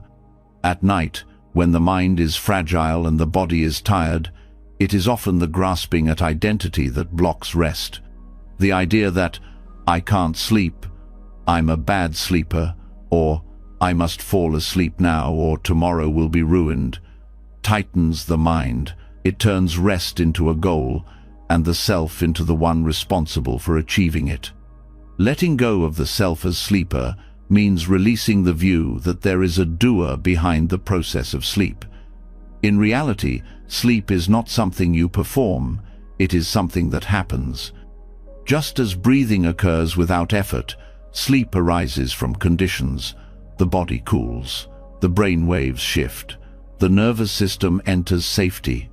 These conditions are not summoned by identity.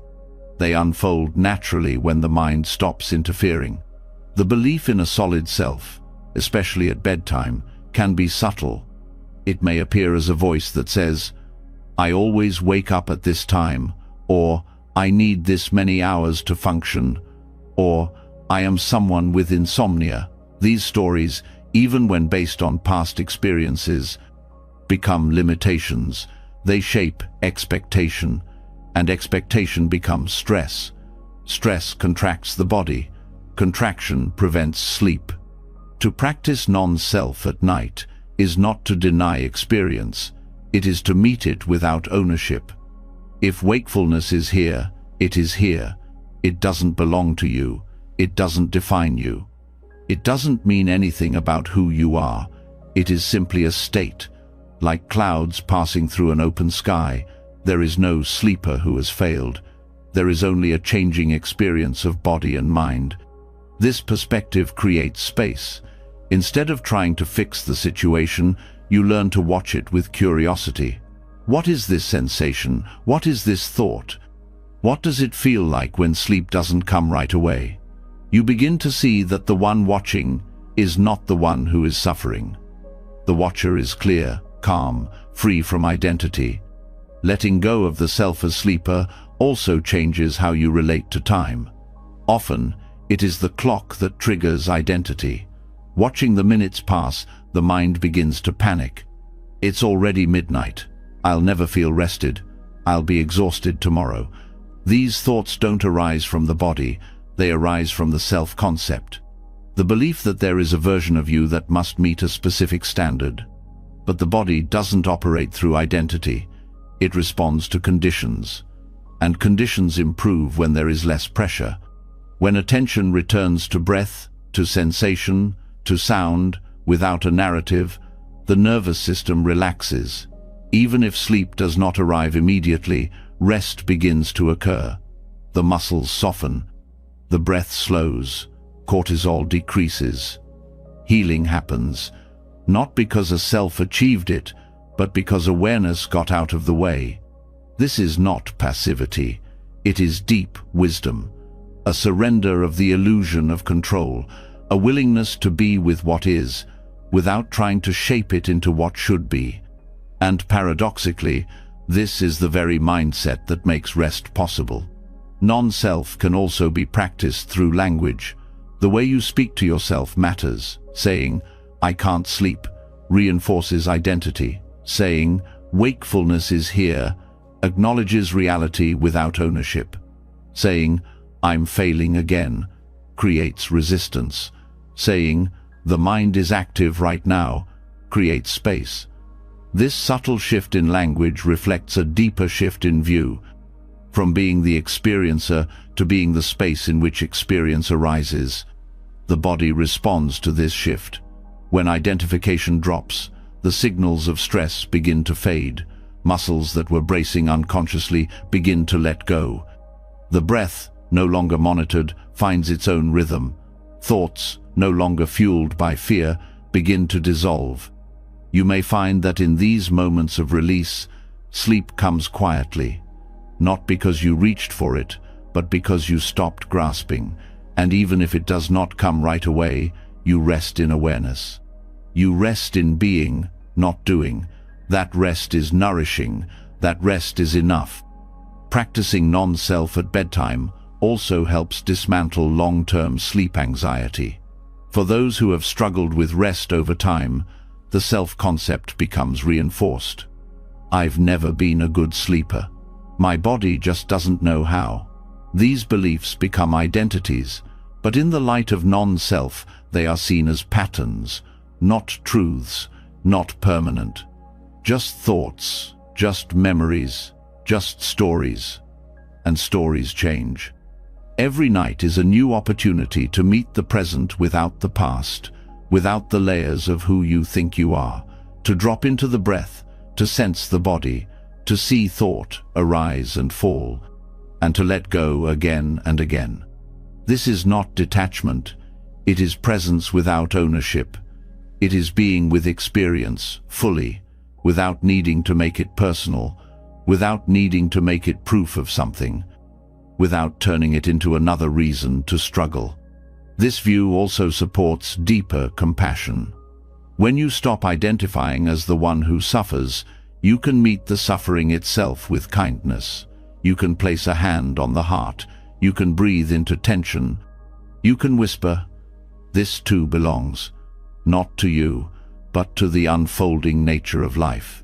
Sleep becomes less about control and more about relationship, a relationship with change, with impermanence, with the truth that no state, no thought, no feeling is final, that who you are is not fixed, but fluid.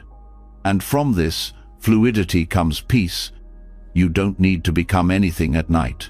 Not a relaxed person, not a wise person, not even a mindful person. You are simply present, letting go of roles, letting go of outcomes, letting go of the sleeper entirely.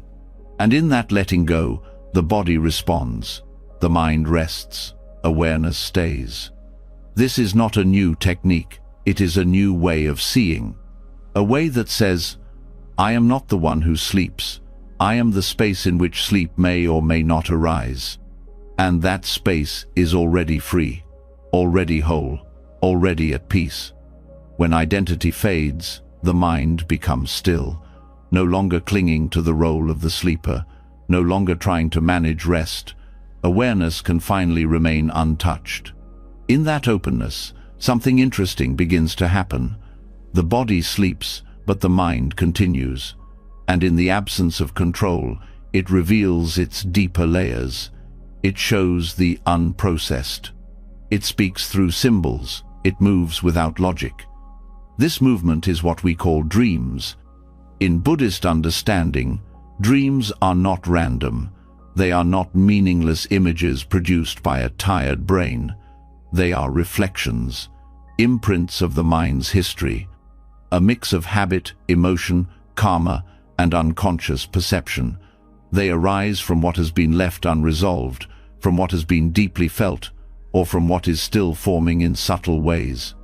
Karma is not a mystical punishment. It is simply cause and effect. The patterns you reinforce through thought, emotion, and action do not disappear when the day ends. They carry into rest. And the dreaming mind, freed from the usual rules of reality, becomes a mirror. It reflects these causes back in symbolic language. Learning to read this language is not just interesting, it is liberating. The Buddha recognized that dreams can reveal the tendencies of the heart. In several early texts, dreams are taken seriously, not as prophecy but as guidance. They show what the mind has absorbed, what the body still holds, what the heart has not yet released. When viewed clearly, dreams become part of the path. They become another place to observe the workings of mind. To interpret dreams through Buddhist insight, you begin not with symbols, but with feeling. Every dream carries an emotional tone. That tone is the key. It tells you what state the mind was in at the time of the dream. Was it agitated, afraid, confused, peaceful? The images may vary, but the mood is consistent. That mood is the first thread you follow. Once you've named the feeling, you look for its source, not by analyzing the dream like a puzzle, but by asking gentle questions. What in your day carried the same energy? What in your past has repeated this emotion? What thought or pattern could have given rise to this content? The goal is not to assign fixed meanings, but to understand your relationship to what appeared. For example, if the dream carried anxiety, notice how that same current moves through your waking life. If a particular figure appeared, an old friend, a stranger, a parent task, what they represent in your inner world, not who they are literally, but what they trigger emotionally. Perhaps they reflect a quality you reject, or a memory unresolved. Dreams often use people as stand-ins for deeper patterns. This is where karmic insight deepens. In Buddhist teaching, karma leaves traces not just in action, but in the subtle body. These traces, called samkaras or samskaras, are like grooves in the mind. Repeating a reaction deepens the groove. Over time, these grooves form mental tendencies, ways you interpret the world without realizing. Dreams often express these tendencies clearly. You see yourself running, hiding, fighting, longing, falling. These actions mirror inner habits. They reveal the grooves you've carved. Noticing these patterns is not about blame. It's about recognition. When you see how the dream echoes your habitual mind state, you become more free. You stop believing every thought. You stop assuming the dream is separate from your waking life. You begin to see both as arising from the same causes. Some dreams may feel random. Others may feel charged with meaning. Both are useful. In dreams that feel significant, you can ask, what aspect of myself is being shown here? Where do I feel resistance? Where do I feel release? If the dream felt liberating, what quality was present that allowed that? If the dream felt disturbing, what attachment was threatened? This process is not mental dissection, it is mindfulness in a different form. A soft awareness turned toward the inner world, a willingness to meet whatever arises, even if it doesn't make sense at first. Certain dreams come in cycles. The same scenario, the same challenge, repeating in different forms. These are especially valuable. They point to unresolved karmic residue, something in the mind that wants to be seen, not to punish you, but to offer another chance for release. Meeting these dreams with compassion changes the pattern. Awareness heals, not by changing the dream, but by changing how you relate to it. Keeping a dream journal can support this process, not to collect stories, but to observe tendencies. Write down the dream upon waking, before the mind edits or forgets. Include the feeling, the mood, the body's reaction. Over time, you'll notice what returns: the people, the places, the actions, and more importantly, the emotional patterns behind them. From this, you learn where your karma is strongest, where you are still grasping, where you are still avoiding, where forgiveness is needed, or courage, or letting go. Some dreams are vivid, others are vague. Some are chaotic, others are clear. Clarity in the dream may reflect clarity in the mind.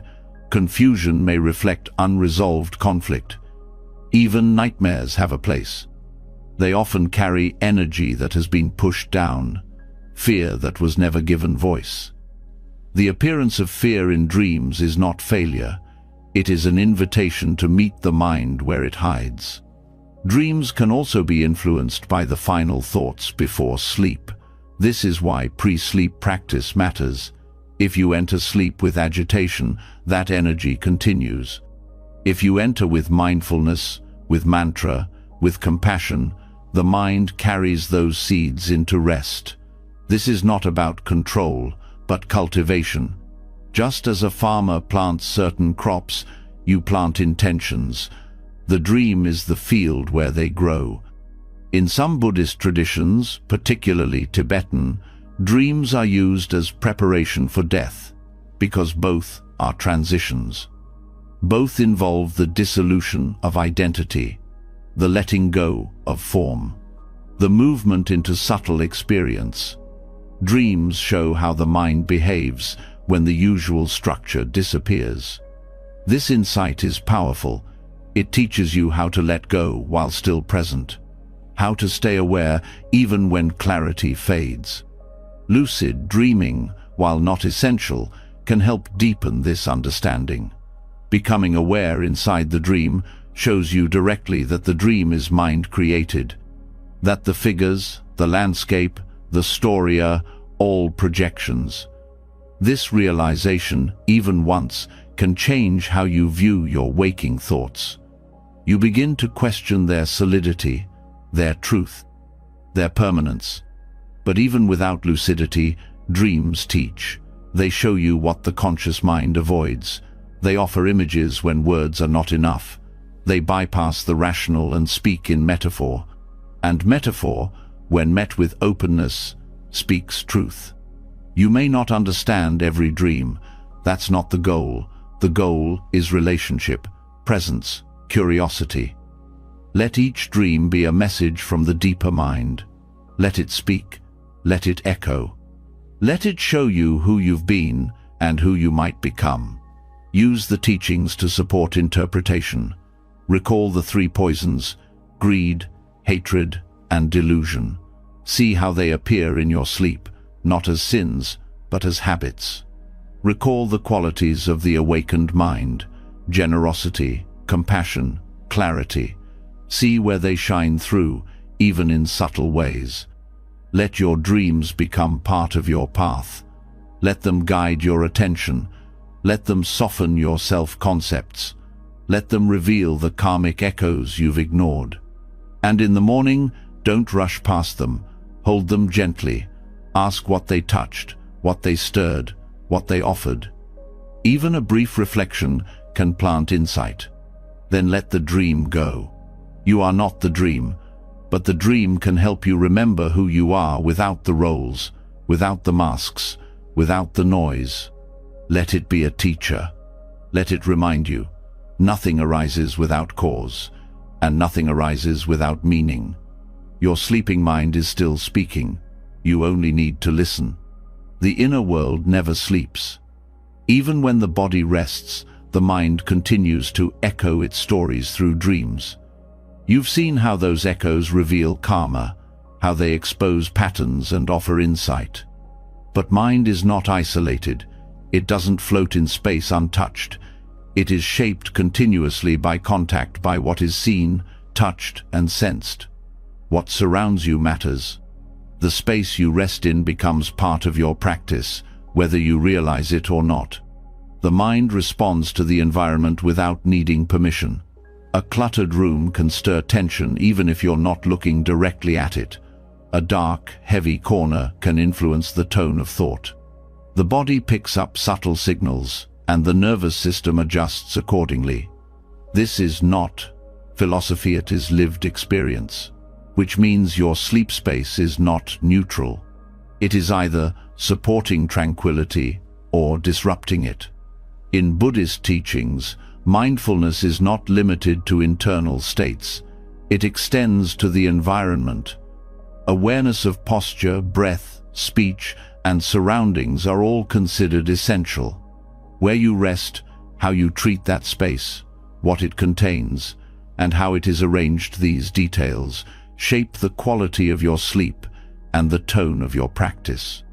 Turning your bed into a sacred altar is not about ritual for the sake of beauty. It's about creating conditions for peace. A sacred space is a supportive space. It reminds the body that rest is safe. It signals the mind to release control. It grounds your nightly practice in intention. This begins with the placement of the bed. In traditional Buddhist and Eastern spatial teachings, orientation matters. The head pointing east or north is often recommended. East aligns with the rising sun, symbolizing clarity and renewal. North carries associations with stability and stillness.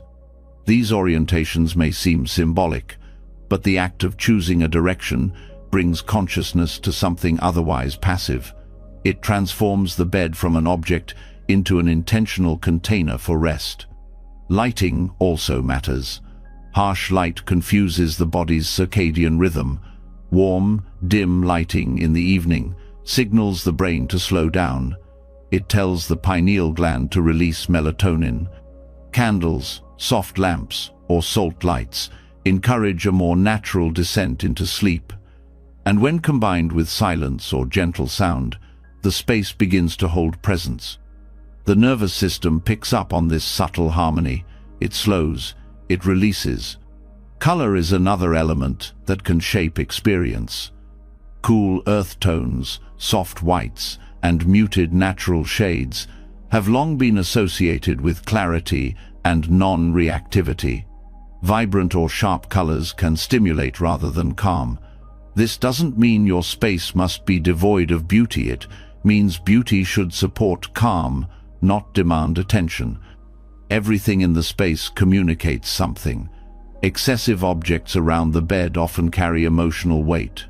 A pile of laundry, an unfinished book, a bright screen, all of these speak to the mind in subtle ways.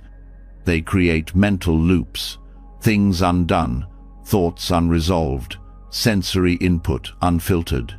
This input becomes part of your mental field even after your eyes are closed. Simplicity is not emptiness, it is clarity. It allows your attention to rest. When your eyes open in the morning or close at night, what you see and sense matters. Let your space reflect stillness. Choose only what calms, only what supports rest. Everything else can live elsewhere.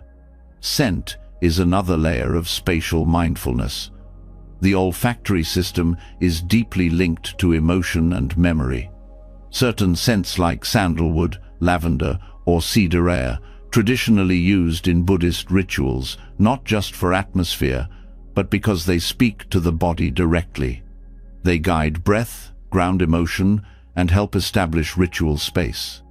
Diffusing essential oils or lighting natural incense with care and moderation can create a gentle association in the nervous system between scent and rest. Sound also plays a role. Silence is powerful, but not always possible. When it isn't, neutral or calming sounds can act as anchors. A small water fountain, a fan with a soft rhythm, traditional chanting or nature tones played quietly. These sounds do not distract. They guide awareness away from inner noise towards steady external cues. The mind responds not by effort, but by tuning. Textiles in the sleep space should also support comfort without stimulation. Materials that breathe, that hold warmth gently, allow the body to feel safe. Coarse or synthetic fabrics can create low-grade irritation. This is not about luxury, it's about harmony between body and environment. Symbolism has a place as well. A small statue, an image, or an object with meaning can help center the space. It becomes a visual reminder of your intention. In Buddhist practice, images of the Buddha or Bodhisattvas are not worshipped. They are used to reflect qualities of the awakened mind: compassion, wisdom, peace. Placing such an object near your bed not as decoration, but as an anchor can influence the tone of your thoughts before sleep. It offers a focal point for reflection or gratitude, helping you shift from mental activity to presence. Avoid placing mirrors near or opposite the bed. In many traditions, this is discouraged, as mirrors can reflect light and movement, subtly stimulating the mind. They can also reinforce self-image at a time when the goal is to dissolve identity and release into stillness.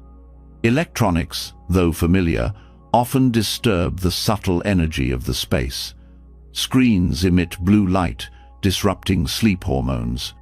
More than that, they carry mental stimulation news, messages, noise.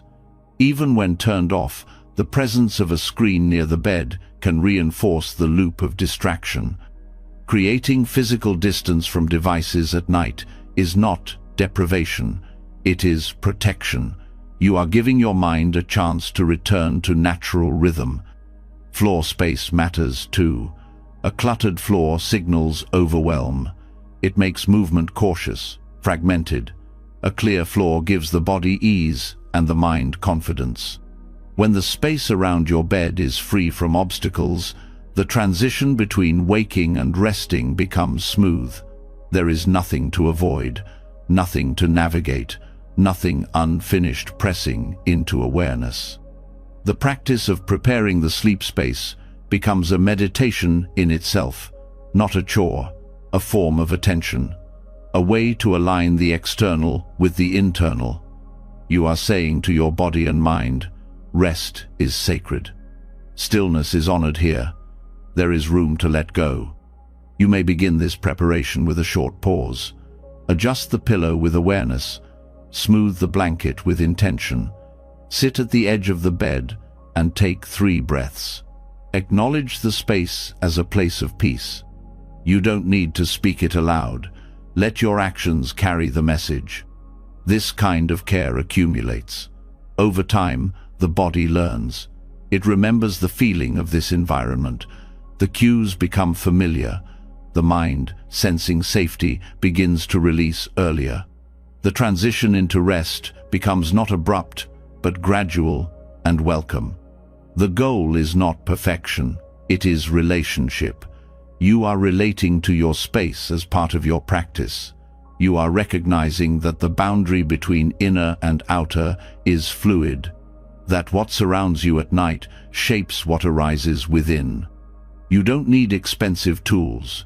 You don't need a complete redesign. What matters is clarity, that the space reflects your values, that it holds your attention without taking it, that it supports surrender, not stimulation. In this way, your bed becomes more than a piece of furniture. It becomes a place of practice, not just where sleep happens, but where letting go begins, not just where the day ends, but where awareness continues. This is the heart of Buddhist spatial wisdom. It is not superstition. It is not aesthetic. It is mindfulness, extended into form. Matter arranged with care. Space used to support stillness. Let your bed become that place. Let it be where noise dissolves, where rest returns, where presence meets comfort, and where each night begins not as routine, but as ritual. A simple act, a sacred shift. Your body will know. Your mind will follow. And in that stillness, something deeper will rest. Stillness is not created by chance. It begins with choice, each small, each intentional. You've created a space that invites peace. You've removed distractions, softened colors, cleared what doesn't belong. The room now reflects your deeper intention to rest with awareness. But even in the calmest space, the mind may not follow. Because what you carry inside still clings, not to the room, but to the day. The body may lie in bed. The lights may be low. The room may be quiet. But the mind can still be entangled in unfinished conversations, old regrets, things left unsaid, work left undone, judgments not yet questioned. And these threads follow you into sleep. The mind tries to hold what it thinks must be held. It loops to preserve what has already passed. This is the invisible weight that prevents real rest. In Buddhist practice, this holding is called attachment. It is not limited to material things. It includes emotions, identities, memories, expectations, even hopes. When these are not released, even in moments of physical rest, the nervous system stays active. Thought remains busy. Sleep becomes shallow. Dreams become disturbed. Waking feels incomplete. This is where renunciation becomes essential, not as rejection, but as release. Renunciation is often misunderstood. It's seen as a turning away from life, from pleasure, from relationships. But in its true form, renunciation is the art of letting go of what no longer serves clarity. It is a gentle stepping back, a soft refusal to carry what isn't needed, a willingness to rest in what's real rather than grasp at what is imagined or lost. At night, renunciation becomes practical. You don't need to leave your life behind. You only need to release the energy you've been entangled with, the interactions that linger, the responsibilities that replay, the image of yourself that you try to protect, prove, or perform. These are the burdens that prevent deep rest. Letting go at night is a skill. It's something that can be practiced, not through force, not through denial, but through small, clear acts of surrender. One of the simplest practices is closing the day with acknowledgement. Before lying down, pause and reflect. What were the moments that still feel unresolved? What part of the day are you still holding in your body or mind? Without trying to solve it, speak to it, internally or softly aloud. Name it. This happened, this was said, this is still here. And then release it. It does not belong to this moment. I can let it rest now. This naming and releasing process helps the mind stop looping. It gives the system permission to rest. You are not erasing the past. You are simply saying, not now. Another practice is the breath as a gesture of letting go. Each exhale is a small surrender. If you focus on the out-breath for several minutes, you'll notice a shift. The body softens, the mind slows. As you breathe out, silently say, let go. Not as command, but as invitation. Feel the breath carry away the grasping, the weight, the pressure. Sometimes, attachment hides in the body. Physical tension is a sign that something is being held. A clenched jaw, tight shoulders, restless legs. Use mindful touch to guide release. Place your hand gently where the tension lives. Bring warmth and presence there. Speak to the body with care. You don't have to hold this. This small act of tenderness brings deep release. Gratitude can also support renunciation. When you name what you are grateful for, you stop chasing what you think is missing. This reduces craving, which is a form of attachment. Before bed, list 3 things that brought ease, beauty, or connection. Not to distract from difficulty, but to balance it. Gratitude reminds the mind that not everything needs to be fixed. Some things can simply be appreciated. Forgiveness is another doorway. Not always easy, but powerful. If someone's words or actions linger painfully, they become attachments. Releasing them doesn't mean approval. It means freeing yourself from their grip. A simple phrase can open that door. I forgive what I can for now. I release what I cannot control. If you're not ready, say, I'm willing to consider releasing this. Even that begins to untie the knot. Letting go of control is a central part of nighttime renunciation. So much of restlessness comes from the need to manage outcomes, to know what will happen, to shape the future. But night is not for planning. It is for trusting. As you lie down, you can silently remind yourself, I don't need to hold tomorrow. It will arrive without my worry. This trust can be extended even further, into identity, into the stories you tell yourself about who you are, the achiever, the fixer, the one who must keep it all together. These identities are useful in the world, but they are heavy at night. The bed does not need your resume, your reputation, your responsibilities. You can leave them outside the covers. Repeat to yourself, I am not my role. I am not this image. I can return to what I am without all the names. This kind of release allows the self to dissolve, gently, not into nothing, but into presence, into what is left when the labels fall away. Sometimes, renunciation means releasing your grip on how sleep should happen, the idea that you must sleep at a certain time, in a certain way, for a certain length. These thoughts become pressure, and pressure becomes resistance. Let go of the story that sleep must be perfect. Let it be what it is. Trust that rest will come. Trust that you are not in charge of it.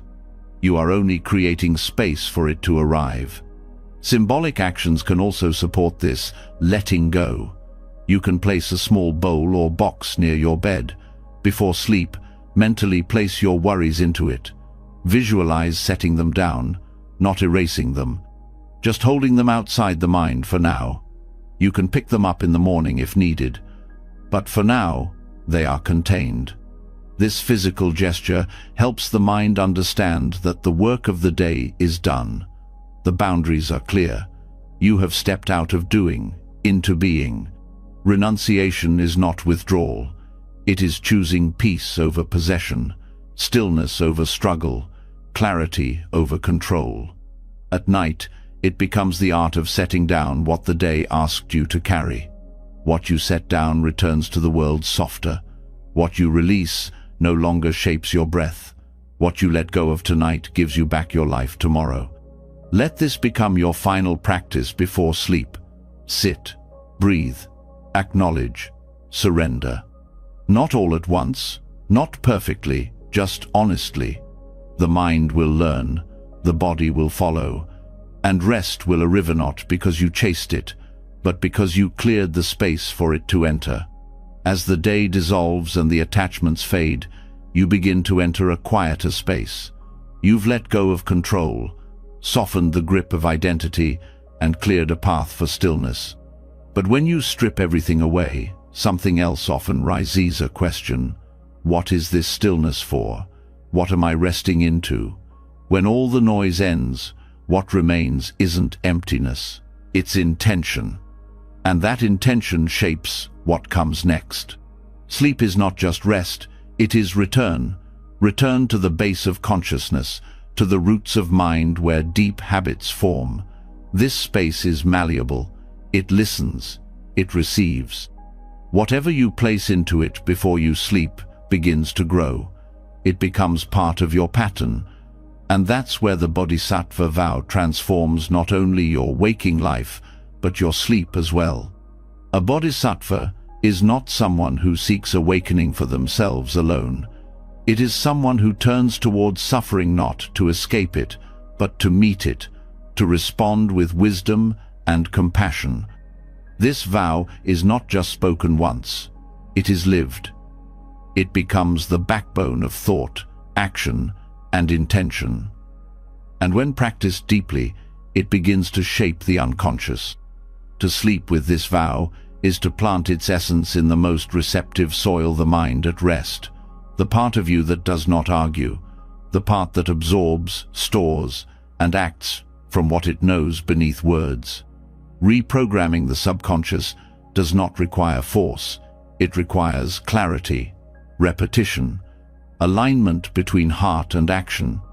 Before sleep, this vow can be quietly renewed, not as pressure, but as offering, not as expectation, but as seed. The phrasing may be traditional or personal. In the traditional Mahayana Buddhist vow, it begins, "Beings are numberless, I vow to free them. Delusions are inexhaustible, I vow to end them. Dharma gates are boundless, I vow to enter them. The Buddha's path is unsurpassable, I vow to realize it." Speaking this aloud or silently before sleep reshapes the direction of your inner life. It shifts the focus from fear to service, from isolation to connection, from self-centered struggle to open-hearted willingness. The nervous system responds to this. The mind begins to feel safe, not because it is secure, but because it is anchored in meaning. This kind of intention reshapes dream content. It redirects the subconscious toward compassion-based activity. You may find that your dreams begin to reflect more connection, more helping, more clarity. Not always in obvious ways, but subtly. The mind, given this new orientation, searches for opportunities to carry the vow, even in sleep. Scientific studies have shown that the final thoughts before sleep influence dream formation, memory consolidation, and emotional regulation. This means your intention matters more than you realize. It guides the brain's sorting process. It influences what becomes embedded, what becomes your pattern. To embody the Bodhisattva vow in sleep is to release the need to be in control while maintaining clarity of heart. You are not promising to be perfect. You are opening a direction. You are choosing to be shaped by compassion. You are saying to the deeper parts of mind, I am willing to be a source of benefit, even in rest. This changes how you approach difficult dreams.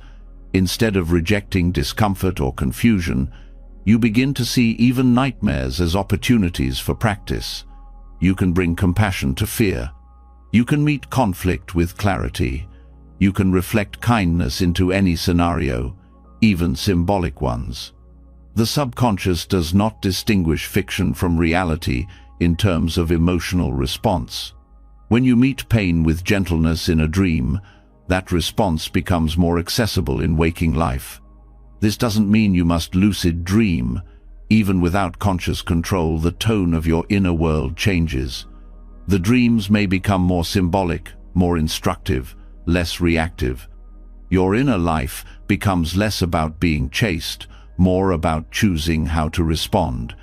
The vow also dissolves the illusion of separation. You no longer fall asleep as a lone individual. You rest as part of a larger whole. Your rest becomes a form of service. Not through action, but through intention. This releases the weight of needing to fix everything. You are not called to save the world in a night. You are called to stay open, to return to intention again and again. Over time, this practice cultivates subtle confidence, a sense that your life is not only your own, that even in your most private moments when the eyes are closed and the world has fallen away, you are still aligned with something meaningful. This removes the quiet despair that often lingers beneath anxiety, the despair of purposelessness, of isolation, of forgetting what truly matters. sleep becomes more than rest. It becomes refuge. And from that refuge, you return each morning steadier, not because everything is easier, but because you remember why you wake. You remember what direction your life moves in. The momentum of compassion carries forward. Even if the day becomes hard, the vow remains. You can also personalize this practice. If the traditional phrases feel distant, speak from your heart. Before sleep, say what matters. May I be of benefit. May my rest support clarity. May my dreams open insight. May I meet all beings with kindness. May I wake ready to serve again. The subconscious responds most deeply to truth. Not elaborate words, but sincere presence. Speak what feels real. Let the vow be a mirror for your own longing to be of use in a world that suffers. Let it be quiet but clear, spoken not to impress, but to remember. You might also include gestures, a hand to the heart, a bow of the head, a pause in the dark. These actions are not decoration. They are bridges. They connect mind to body. They make the vow tangible. They signal to the nervous system that a shift is happening, that you are entering rest not as escape, but as return. This intention also heals the parts of you that feel small, that wonder whether you matter, that question your worth. The Bodhisattva vow says, your being is of value because you choose to benefit others.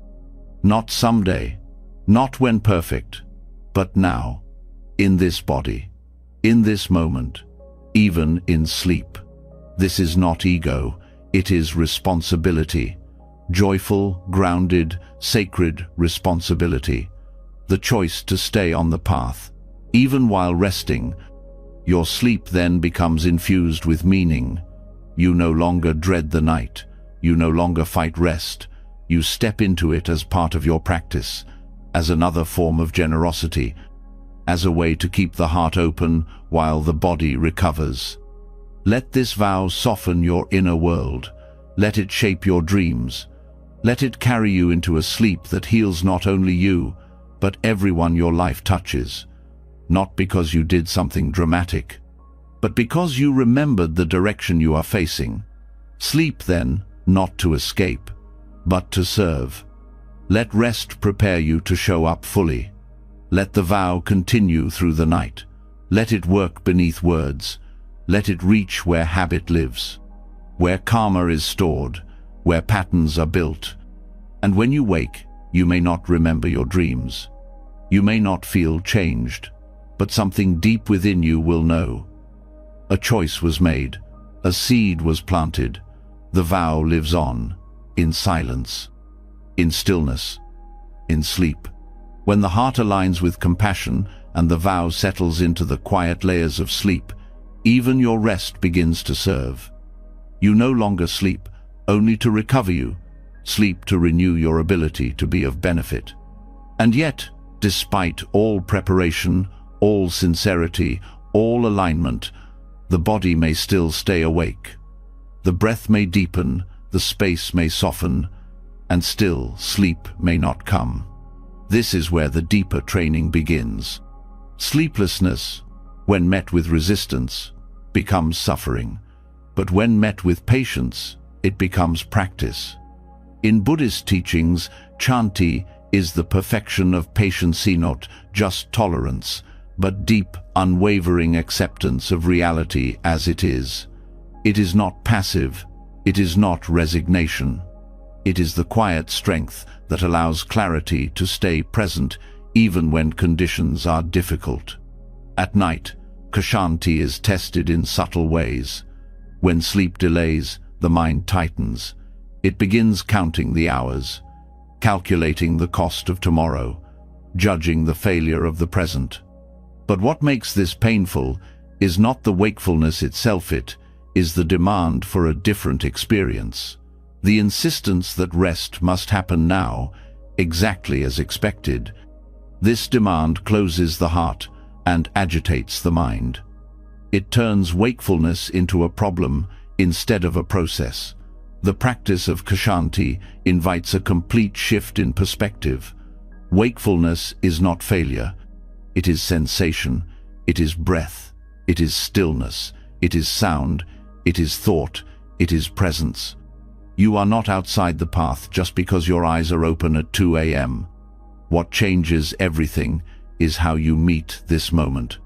Patience begins by releasing the timeline, the need to sleep by a certain hour, the pressure to function at a specific level. These expectations feed agitation. When released, space opens. In that space, practice becomes possible. You notice the coolness of the air, the weight of the blanket, the texture of the pillow. These sensations are not distractions, they are anchors. They ground the mind in direct experience, not the story of insomnia, but the reality of now. Patience includes the willingness to be with what is uncomfortable. The mind may offer agitation, but you don't have to follow it. You can rest in awareness. You can observe thought as thought, tension as tension, and meet each one with kindness. This is the deeper meaning of Kshanti, not merely waiting, but staying present without complaint, not numbing, but choosing not to react. In sleeplessness, you can feel the impulse to resist and not act on it. That alone is powerful. It rewires your response to discomfort. The body begins to learn, I can be with this and not be overwhelmed. The breath is your companion here. It does not have to be deep or slow, just noticed. Each inhale is a new beginning, each exhale a release. The mind may want to count or control. Let it rest in sensation. Let the breath be enough. Mantras can support this patience. A quiet repetition of "let it be" or "this too belongs" can soften the inner resistance. These phrases become rhythm. The mind listens, the body follows.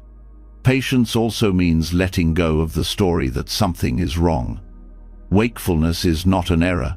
It is a state of mind, temporary, changing, like clouds passing through the night sky.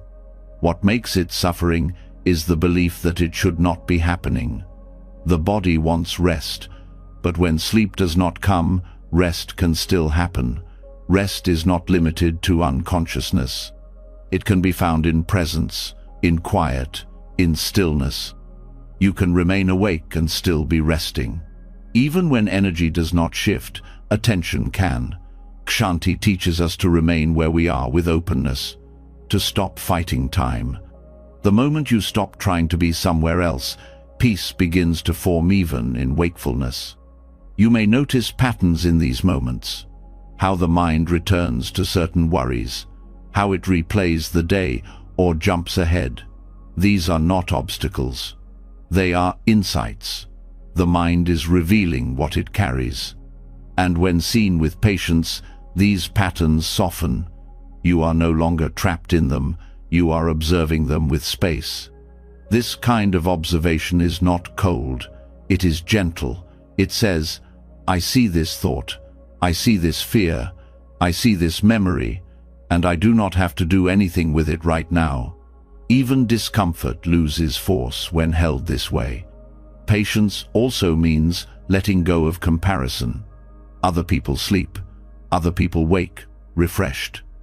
These thoughts seem small, but they add pressure. They reinforce the idea that something is wrong with your experience.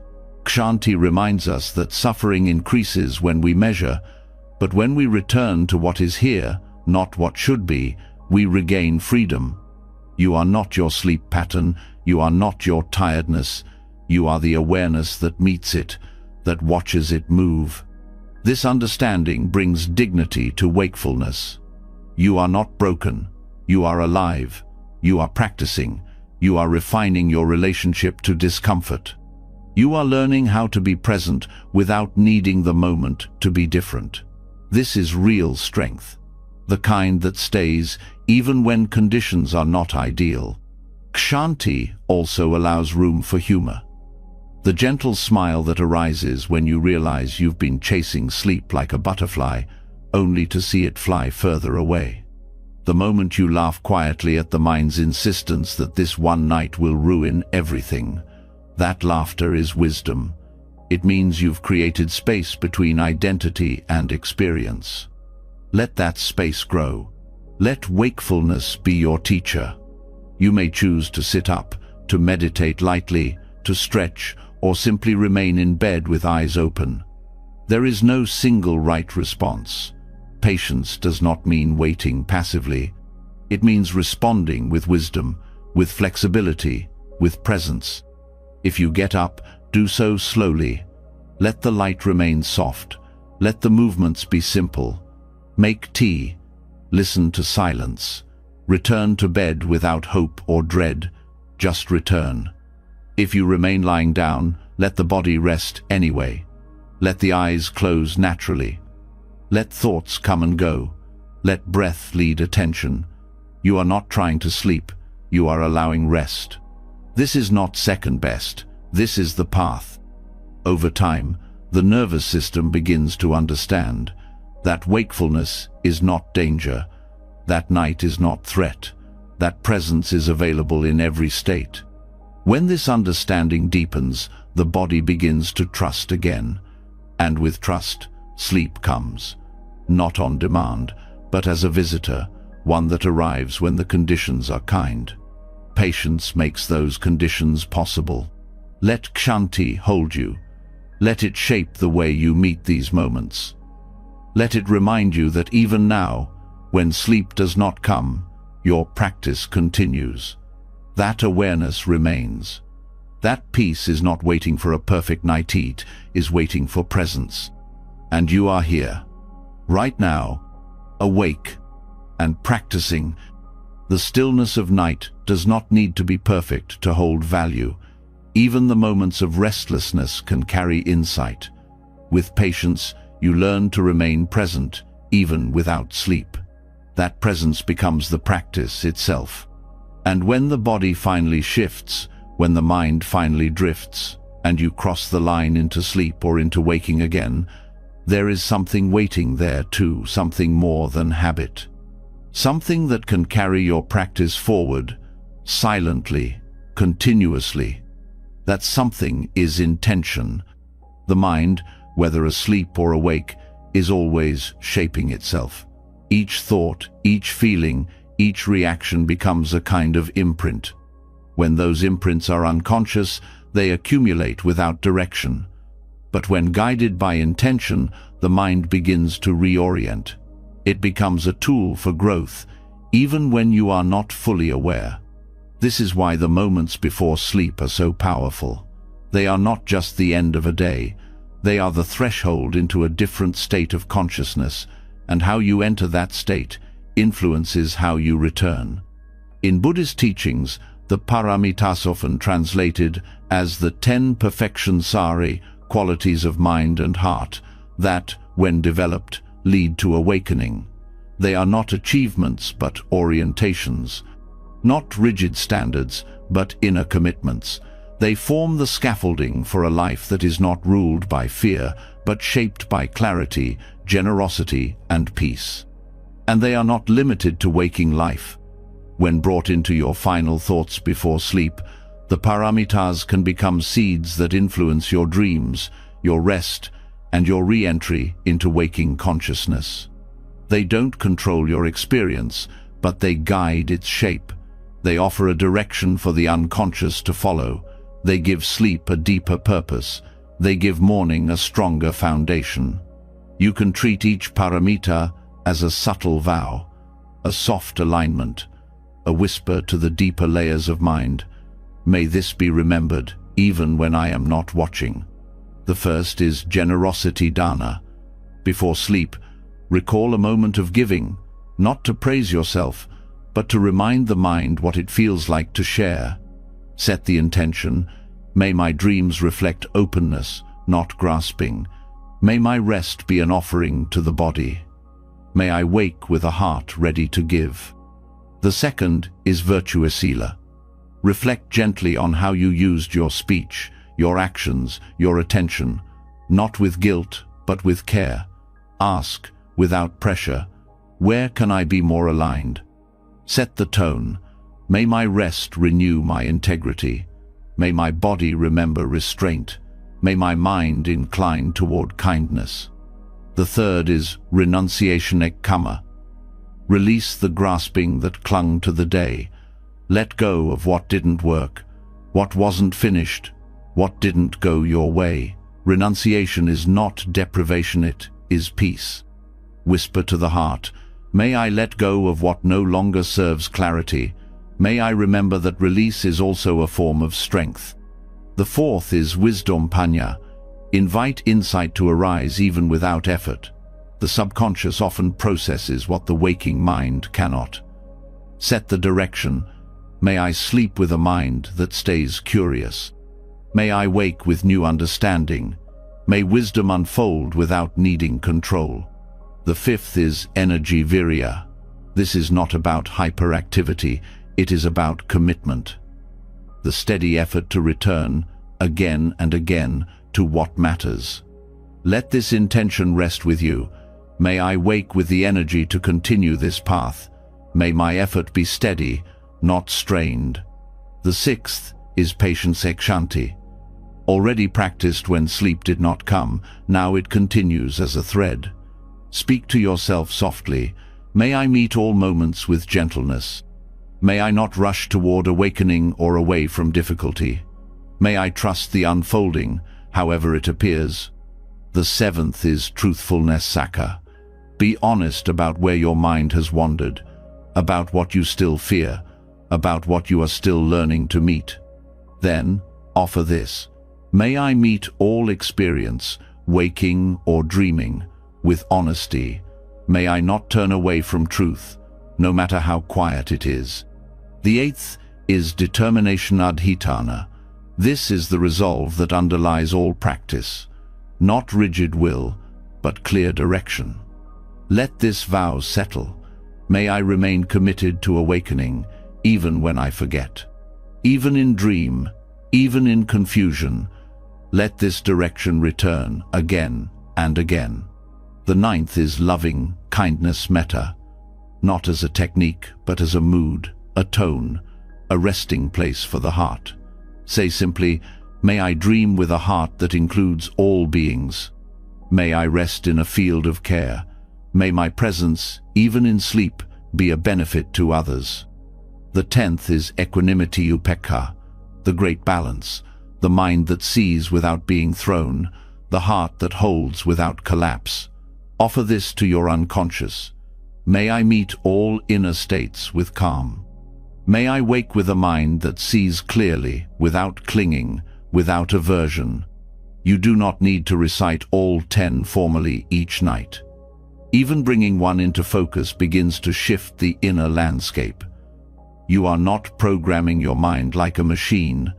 You are planting qualities, guiding the inner current, replacing old momentum with presence. This becomes your dream re-entry program, not as escape, but as direction. You are telling the heart, I want to wake in alignment. I want to rest with purpose. I want the space between days to also be part of the path. When waking comes, you may not remember your dreams. You may not feel different. But the day begins with a subtler balance. There is less rush, less reactivity, more readiness. Because the night was not wasted, it was used. It became part of your training. And this training softens the edges of daily life. The reaction that once rose quickly now pauses. The judgment that once held tight now opens. The distraction that once consumed now fades faster. Because the foundation is different. Because the night shaped the mind just as surely as the morning did. You begin to trust sleep, even if it's imperfect. You begin to feel connected, even when unconscious. You begin to understand that this path is not limited by state. Awake or asleep, effortful or restful, the direction holds. The seeds grow. Let the paramitas become more than ideas. Let them become breath, intention, memory. Whisper them into the mind each night. Let them echo in the dark. Let them rise in the morning. This is not only for monks or advanced practitioners. It is for anyone who wants to live with depth, who wants their nights to support their days, who wants their sleep to be more than silence. Let that be your practice now. Close the day not only with rest, but with direction, and let your return be steady, clear, and filled with purpose. When the mind has been nourished by the perfections, and your final thoughts carry the quiet imprint of generosity, truth, and equanimity, something deep begins to shift. The body knows it is safe. The mind knows where it's going.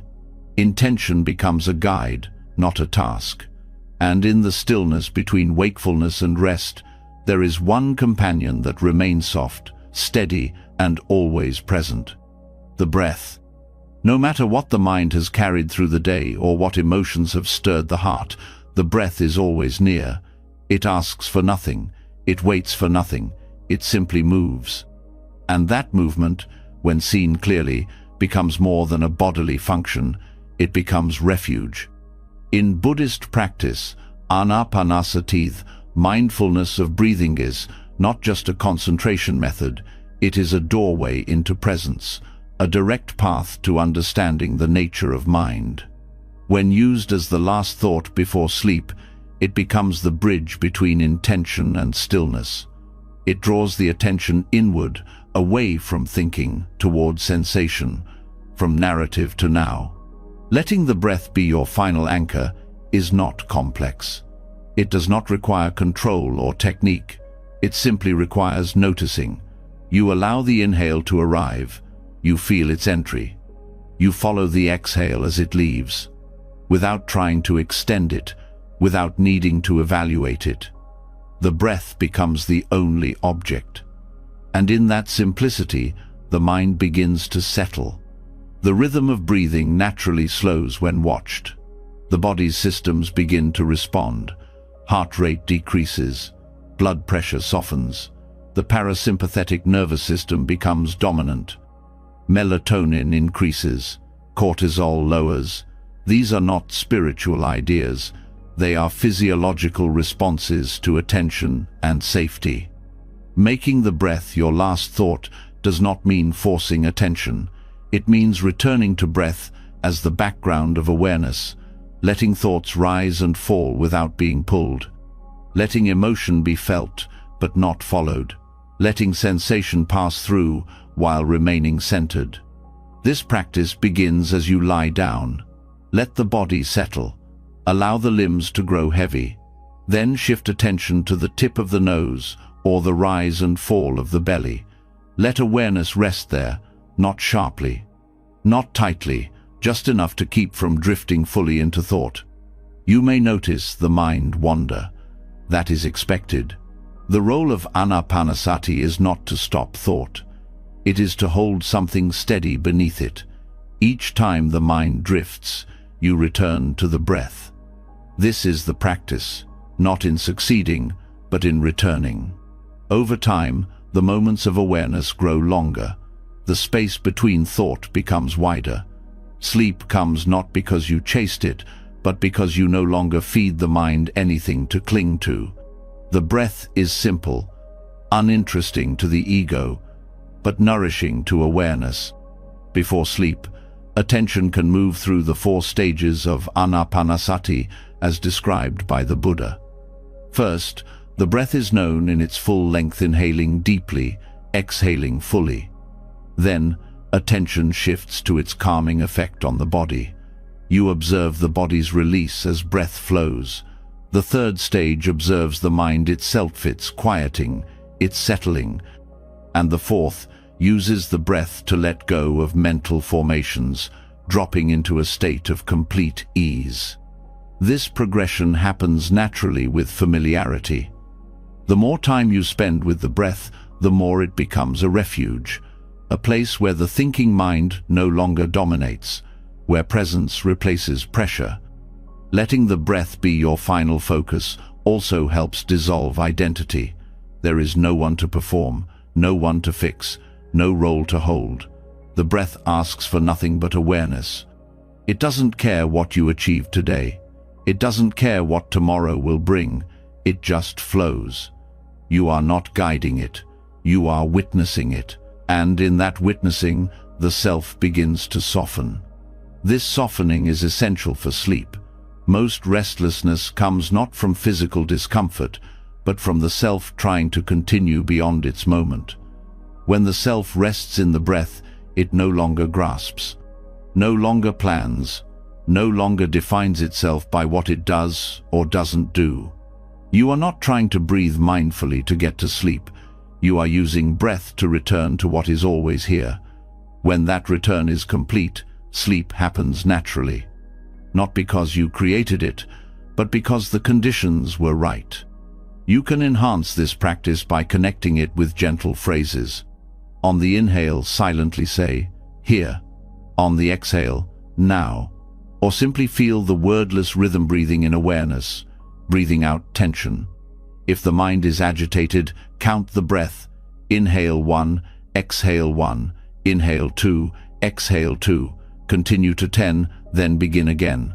This counting is not rigid, it's a support. It gives the mind just enough structure to stay anchored. If emotion rises, meet it with breath. Let the breath hold it. Let it be known, then released. No suppression, no drama, just presence. When sleep finally comes, it will come into a mind that is already resting. A mind that is no longer seeking escape or perfection. A mind that has let go of narrative and returned to what is most basic, most constant, most kind. In this way, the breath becomes more than a sleep aid. It becomes your teacher, your companion, your path. Every night, it is there. Every moment, it waits.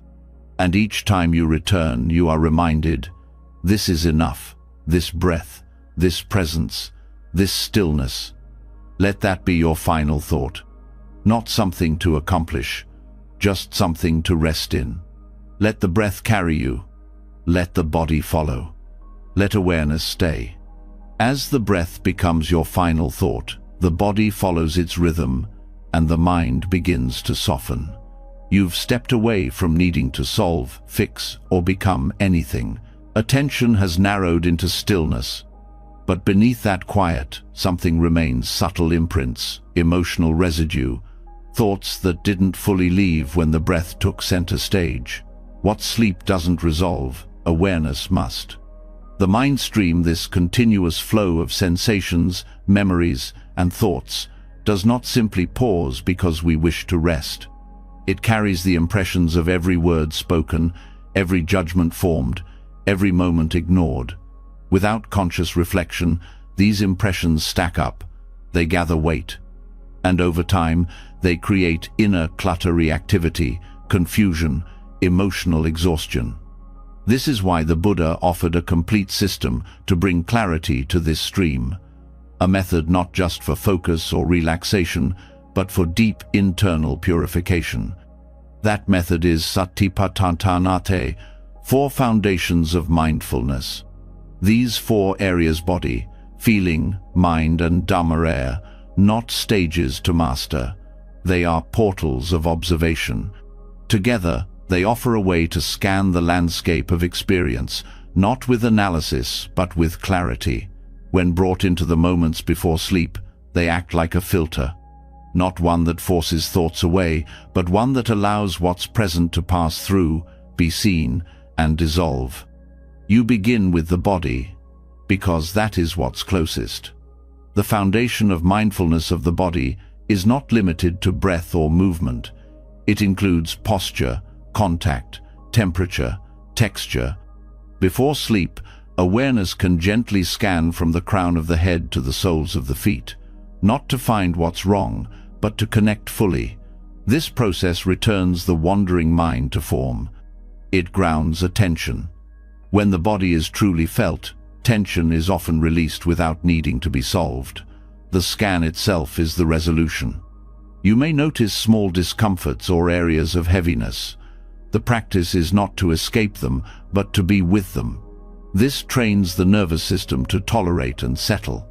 The body begins to understand that attention is safety, that nothing needs to be held in secret. Even pain, when seen clearly, loses its sharpness.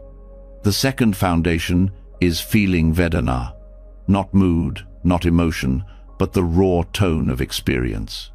Every moment has a feeling tone, pleasant, unpleasant, or neutral. As you reflect on the day, certain interactions or thoughts may arise. Don't get pulled into their story. Ask instead, how did that feel? What was its flavor? Recognizing feeling tones gives insight into how craving and aversion operate.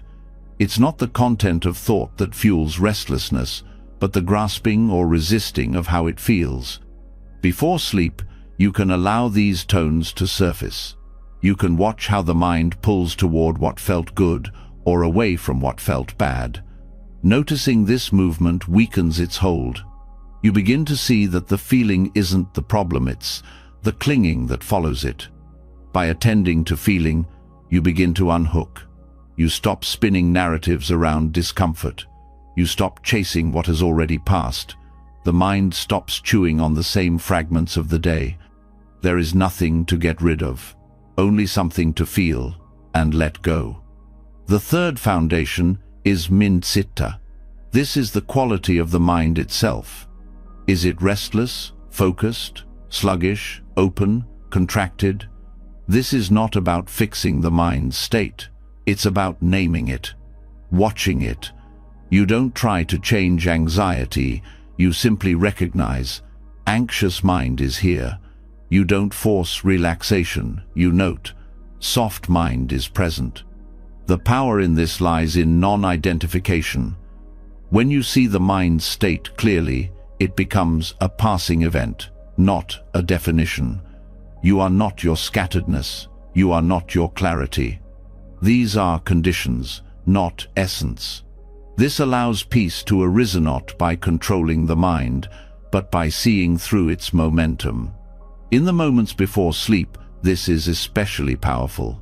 You're not trying to quiet the mind, you're just watching what state it's in. You let it be what it is, without resistance. That lack of resistance becomes stillness. Finally, you observe Dhammathe patterns of truth. In this foundation, you apply the lens of wisdom. You reflect on impermanence, on the nature of suffering, on the fact that nothing arises independently. In practical terms, this means recognizing that whatever you're holding from the day, whether praise or blame, gain or losses, not fixed. It will change. It is already changing. This insight brings release. You stop trying to preserve pleasure or erase discomfort. You see how the mental habits driving your suffering are not new. They are old loops, conditioned reactions, and you are no longer inside them, you are watching them from clarity. This fourth foundation also includes watching the hindrances: desire, aversion, sloth, restlessness, doubt. Before sleep, you can reflect gently. What is arising right now? Is the mind craving something, pushing something away? Does it feel dull or tense? You don't judge. You just notice. This noticing breaks the cycle. The hindrance weakens the moment it's seen for what it is. This is mental purification, not through effort, but through awareness. Together, these four foundations form a kind of cleansing, not one that removes anything forcibly, but one that reveals what is present so that it can pass. You are not holding your experience. You are allowing it to move through. Before sleep, this is the most compassionate thing you can do for your mind. Instead of dragging unresolved tension into the unconscious, you meet it, you acknowledge it. You let it rest in the light of mindfulness. This practice is not long. Even 5 or 10 minutes of focused attention on the foundations before bed can shift your entire night. You lie down cleaner, not physically, but mentally. The dreams change. The emotional tone shifts. The body softens, because the mind is no longer holding what it doesn't need. You're not trying to be pure, you're trying to be honest. You're not trying to fix your mind, you're learning to see it. That clarity is the detox, that attention is the filter, that presence is the medicine. Let Satipatthana guide you into sleep as a continuation of awareness, not the end of it. Let it help you see what's still lingering. Let it teach you what can be released. Let it clear the stream before the next day begins. This is not preparation for sleep. It is part of the practice itself. It's how you end the day, not with avoidance, but with insight, not with noise, but with knowing. And in that knowing, something opens, something steady, something light. That's where rest begins, not from silence, but from seeing clearly. Clarity doesn't always come from effort. Sometimes it arises simply by observing. Through the 4 foundations of mindfulness, you've learned to see the patterns of body, feeling, mind, and truth, not to fix them, but to recognize them without flinching. That recognition clears space. It lets experience breathe. But there's one layer that often remains hidden, even through mindfulness. A voice so constant we forget it's there. A commentary so familiar we no longer question it. That voice is the inner dialogue. It follows you into silence. It shapes your self-image. It judges, compares, accuses, and sometimes flatters. It disguises itself as helpful. It pretends to motivate. But beneath its surface, much of that voice carries something more harmful than we realize.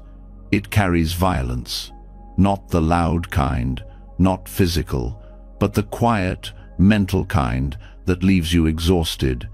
The kind that goes unchecked because it's considered normal. In Buddhist ethics, ahimsa non harming is a foundational principle.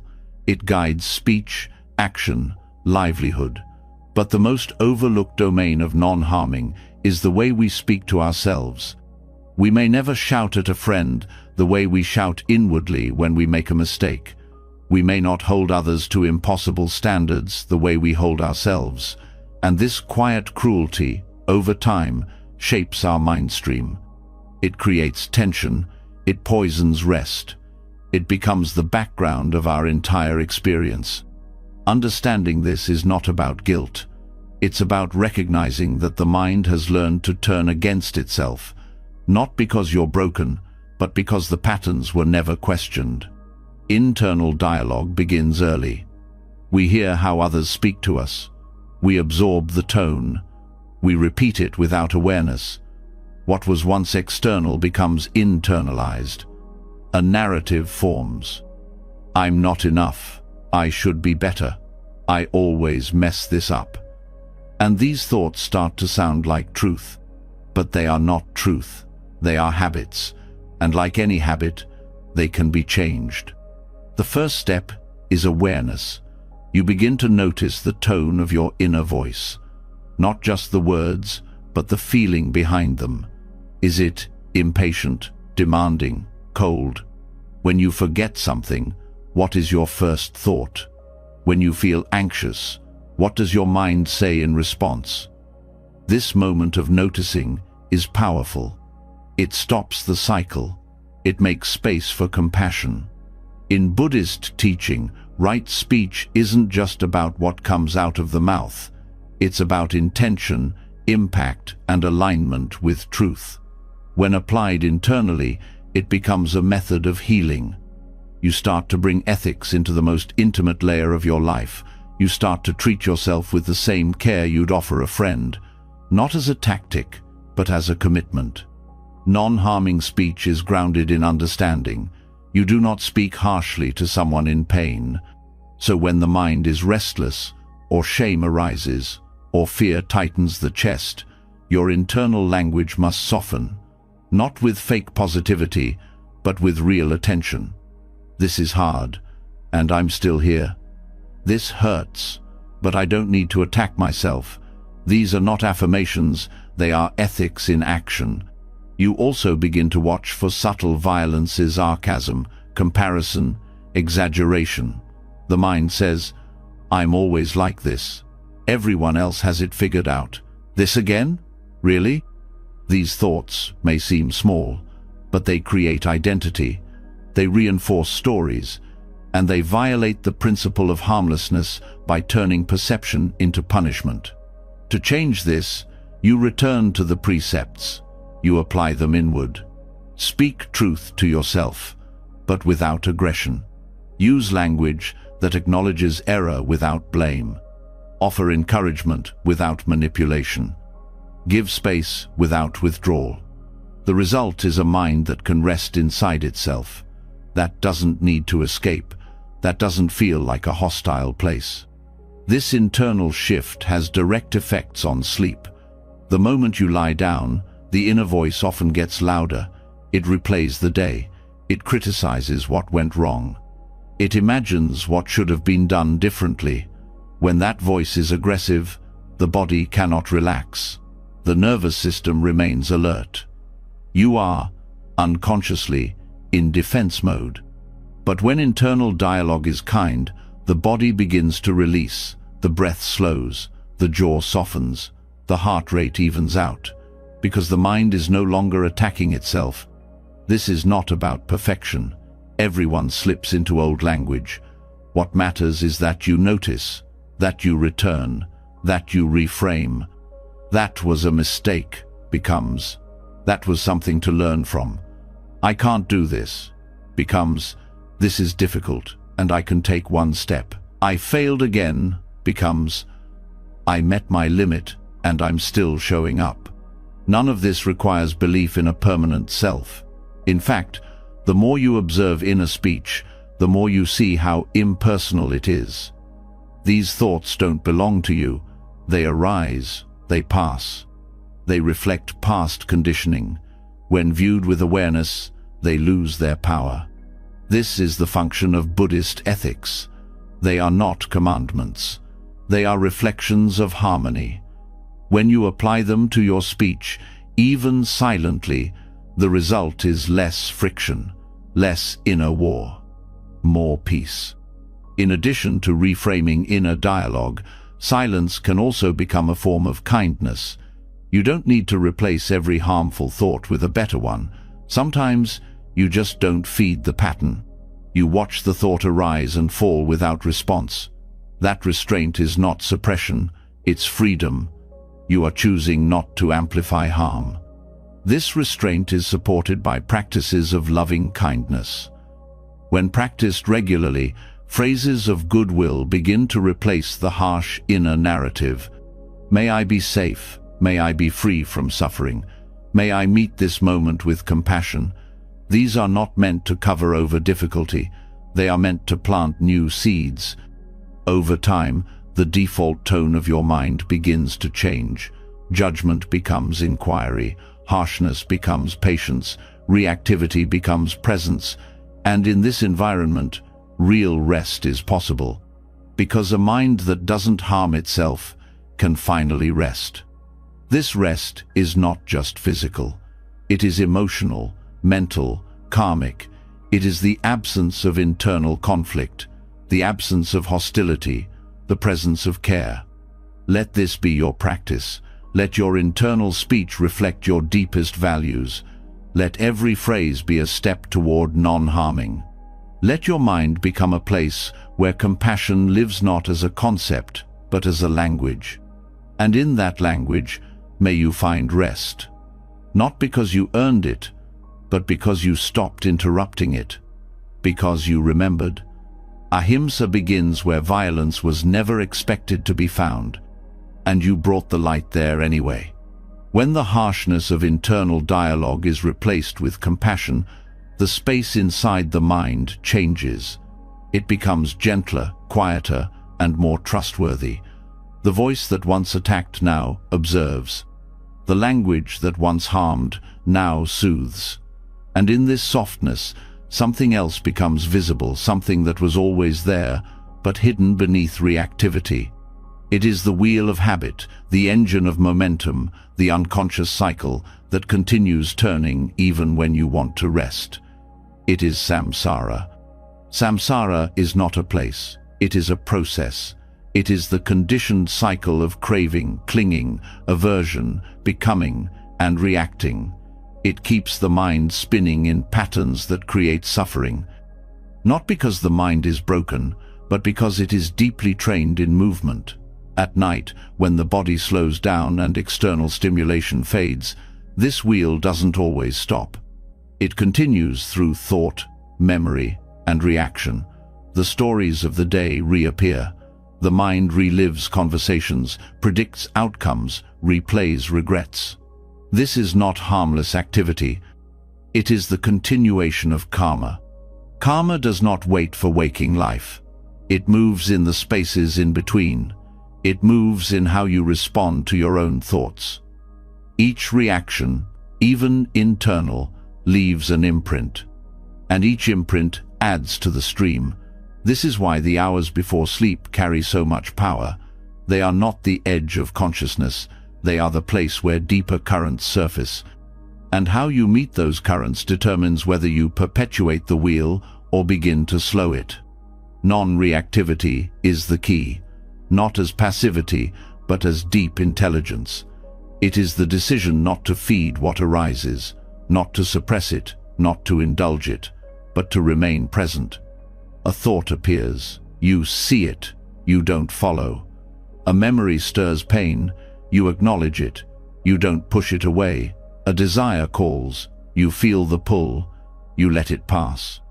This stillness in response begins to weaken the links in the chain. In Buddhist psychology, reactivity is what transforms experience into suffering. Feeling itself is not suffering. Thought itself is not the problem. It is the craving, the grasping, the pushing, the identifying that gives the wheel its momentum. When a pleasant thought arises and you cling to it, the wheel turns. When an unpleasant one arises and you resist it, the wheel turns again. Non-reactivity is the moment you step off. This stepping off is not dramatic, it's subtle.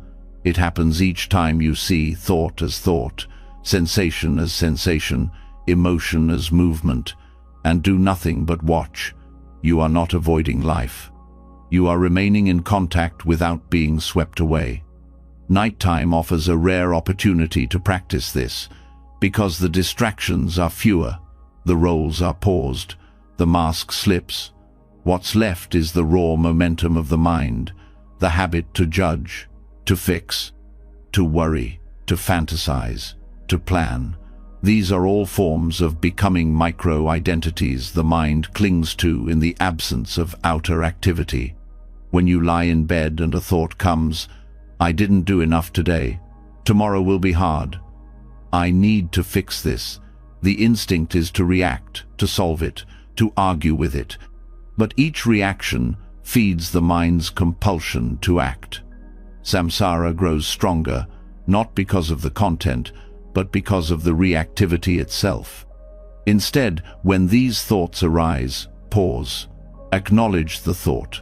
Name it gently. Worry, judgment, craving, fear, then return to the breath, to the sensation of lying down, to the quiet of the room. You are not running from the thought.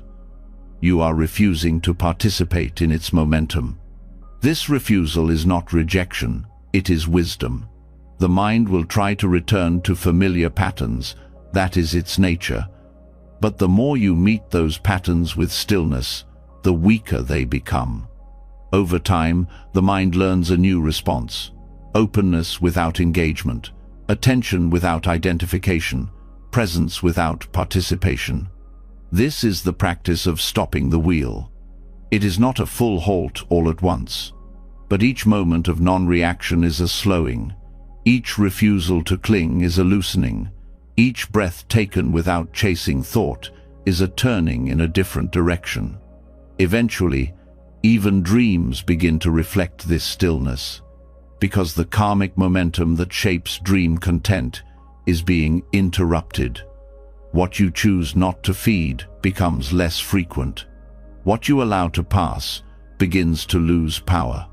Non-reactivity also affects the body. Reactivity creates tension-tight jaw, racing heart, shallow breath. Each time the mind reacts, the body braces. But when you remain still, the body begins to trust. It realizes nothing needs to be fixed, nothing needs to be defended.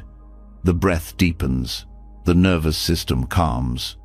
The body enters a state where healing can begin. This is liberation not in theory, but in lived experience. You are not escaping the world, you are interrupting the mechanics of suffering.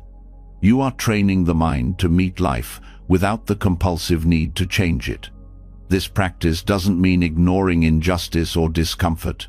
It means recognizing that reactivity is not the same as response. You can still act, you can still care, but you are no longer ruled by the momentum of unconscious habits. At night, this means letting go of the need to resolve everything before sleep, the conversation that didn't end well, the problem that remains open, the emotion that still lingers. These may not be finished, but you can finish your participation in them for now. Say to yourself, this is enough for today, not because everything is solved, but because you are choosing not to carry it into another cycle of reactivity. This choice is quiet, but it is powerful. You may notice resistance at first. The mind will insist, but if I don't think this through now, I'll lose control.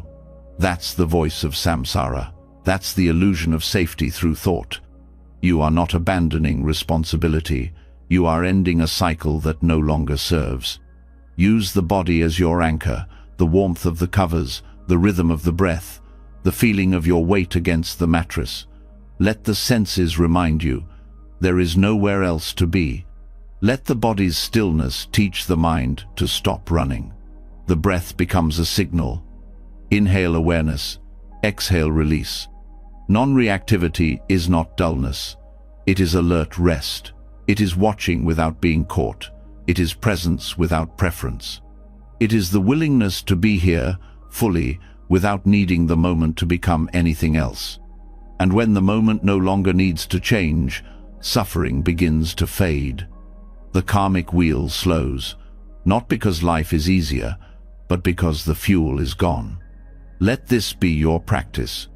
At night, when the world is quiet and the mind begins to stir, let your response be stillness. Let thoughts arise and pass. Let emotions appear and soften. Let the wheels spin without you on it. And in that stillness, you will find not emptiness, but freedom. The kind that doesn't shout, the kind that doesn't depend, the kind that simply is. Because you finally stopped turning and remembered how to stay. The wheel has slowed, reactivity has faded. You've stopped trying to fix every thought and have begun to rest within what arises. That pause in reaction is not the end of the path, it is the space where something new begins. And in that space, particularly during the night, a unique stillness appears. A stillness many try to avoid, but one that practitioners for centuries have turned toward. While most of the world sleeps or struggles against sleeplessness, others choose to remain awake, not as punishment, but as practice. In Buddhist monastic life, nighttime wakefulness is not a problem to solve. It is a sacred window. It is seen not as a failure of rest, but as an invitation. The silence of the early hours offers a quality of mind and environment that is hard to find elsewhere. The distractions are minimal. The senses are quieter. Identity loosens. There's less noise inside and out. In this space, monks don't reach for sleep.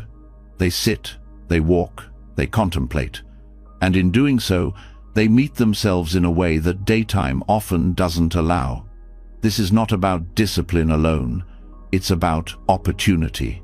The night is not empty. It is full of insights that only become visible when the usual mental noise has faded. The body, no longer pulled into tasks and roles, becomes still. And in that stillness, clarity emerges. Monks across traditions, from the Theravada forest monasteries to the Mahayana temples, structure their day with an awareness that the night holds something special. In many traditions, the monastic schedule includes midnight meditation or pre-dawn walking practice. These hours are not forced. They are embraced as times when the mind, undistracted and softened, can turn inward with more ease. This practice is built on a simple truth: not all wakefulness is the same.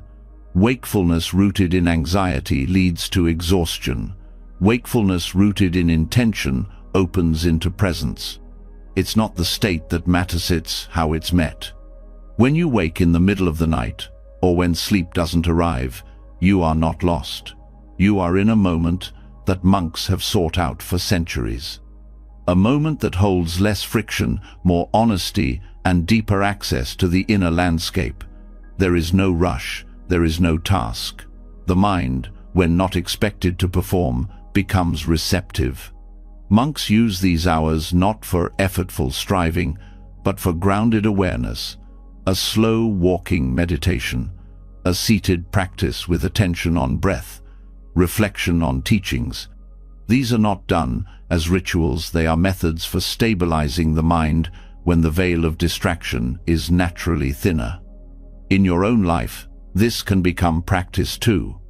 If you wake in the night, you can choose not to panic, not to judge, not to grasp at solutions. Instead, you can pause, you can breathe, you can sit up slowly or remain lying down with awareness. You can feel the sensations of your body, the movement of air, the weight of your presence. This is meditation. This is what monks are doing when the world sleeps. They are not avoiding rest. They are entering deeper rest through presence. What makes the midnight hours powerful is not their silence alone, but your relationship to that silence. Most people fill every pause with content, but monks use the pause to see, to hear, to observe their own habits of mind, to understand how suffering begins and how peace arises when the mind stops clinging. Even a short period of mindful awareness during the night can be transformative. You begin to see your thoughts with more space. You begin to notice patterns that daytime busyness hides. There may be restlessness, fear, grief, or even moments of great calm. Whatever arises, you are not there to fix it. You are there to meet it. And by meeting it, you shift your relationship with it. Monks are trained to see time differently. The middle of the night is not wasted. It is precious. It is a chance to practice when the world is not looking, when the roles are quiet, when the mind has fewer places to hide. You can take inspiration from this, not to copy their routines, but to recognize that your wakefulness is not meaningless. It can become a space for clarity, for insight, for freedom. You don't need to sit formally to benefit. Even lying in bed, awareness can be steady. You can listen to your breath. You can feel your heartbeat. You can repeat a quiet phrase or mantra. You can bring to mind the qualities of patience, compassion, or clarity. Let the wakefulness become gentle. Let it be something you lean into rather than resist. The wisdom of monks reminds us that not all spiritual work happens during the day. In fact, some of the most subtle and lasting insight arises in the hours most people try to escape. When you stop seeing the night as a barrier, it becomes a gateway. The lack of light is not darkness, it is quiet illumination. The absence of sleep is not failure. It is a chance to see how much of your identity is tied to control.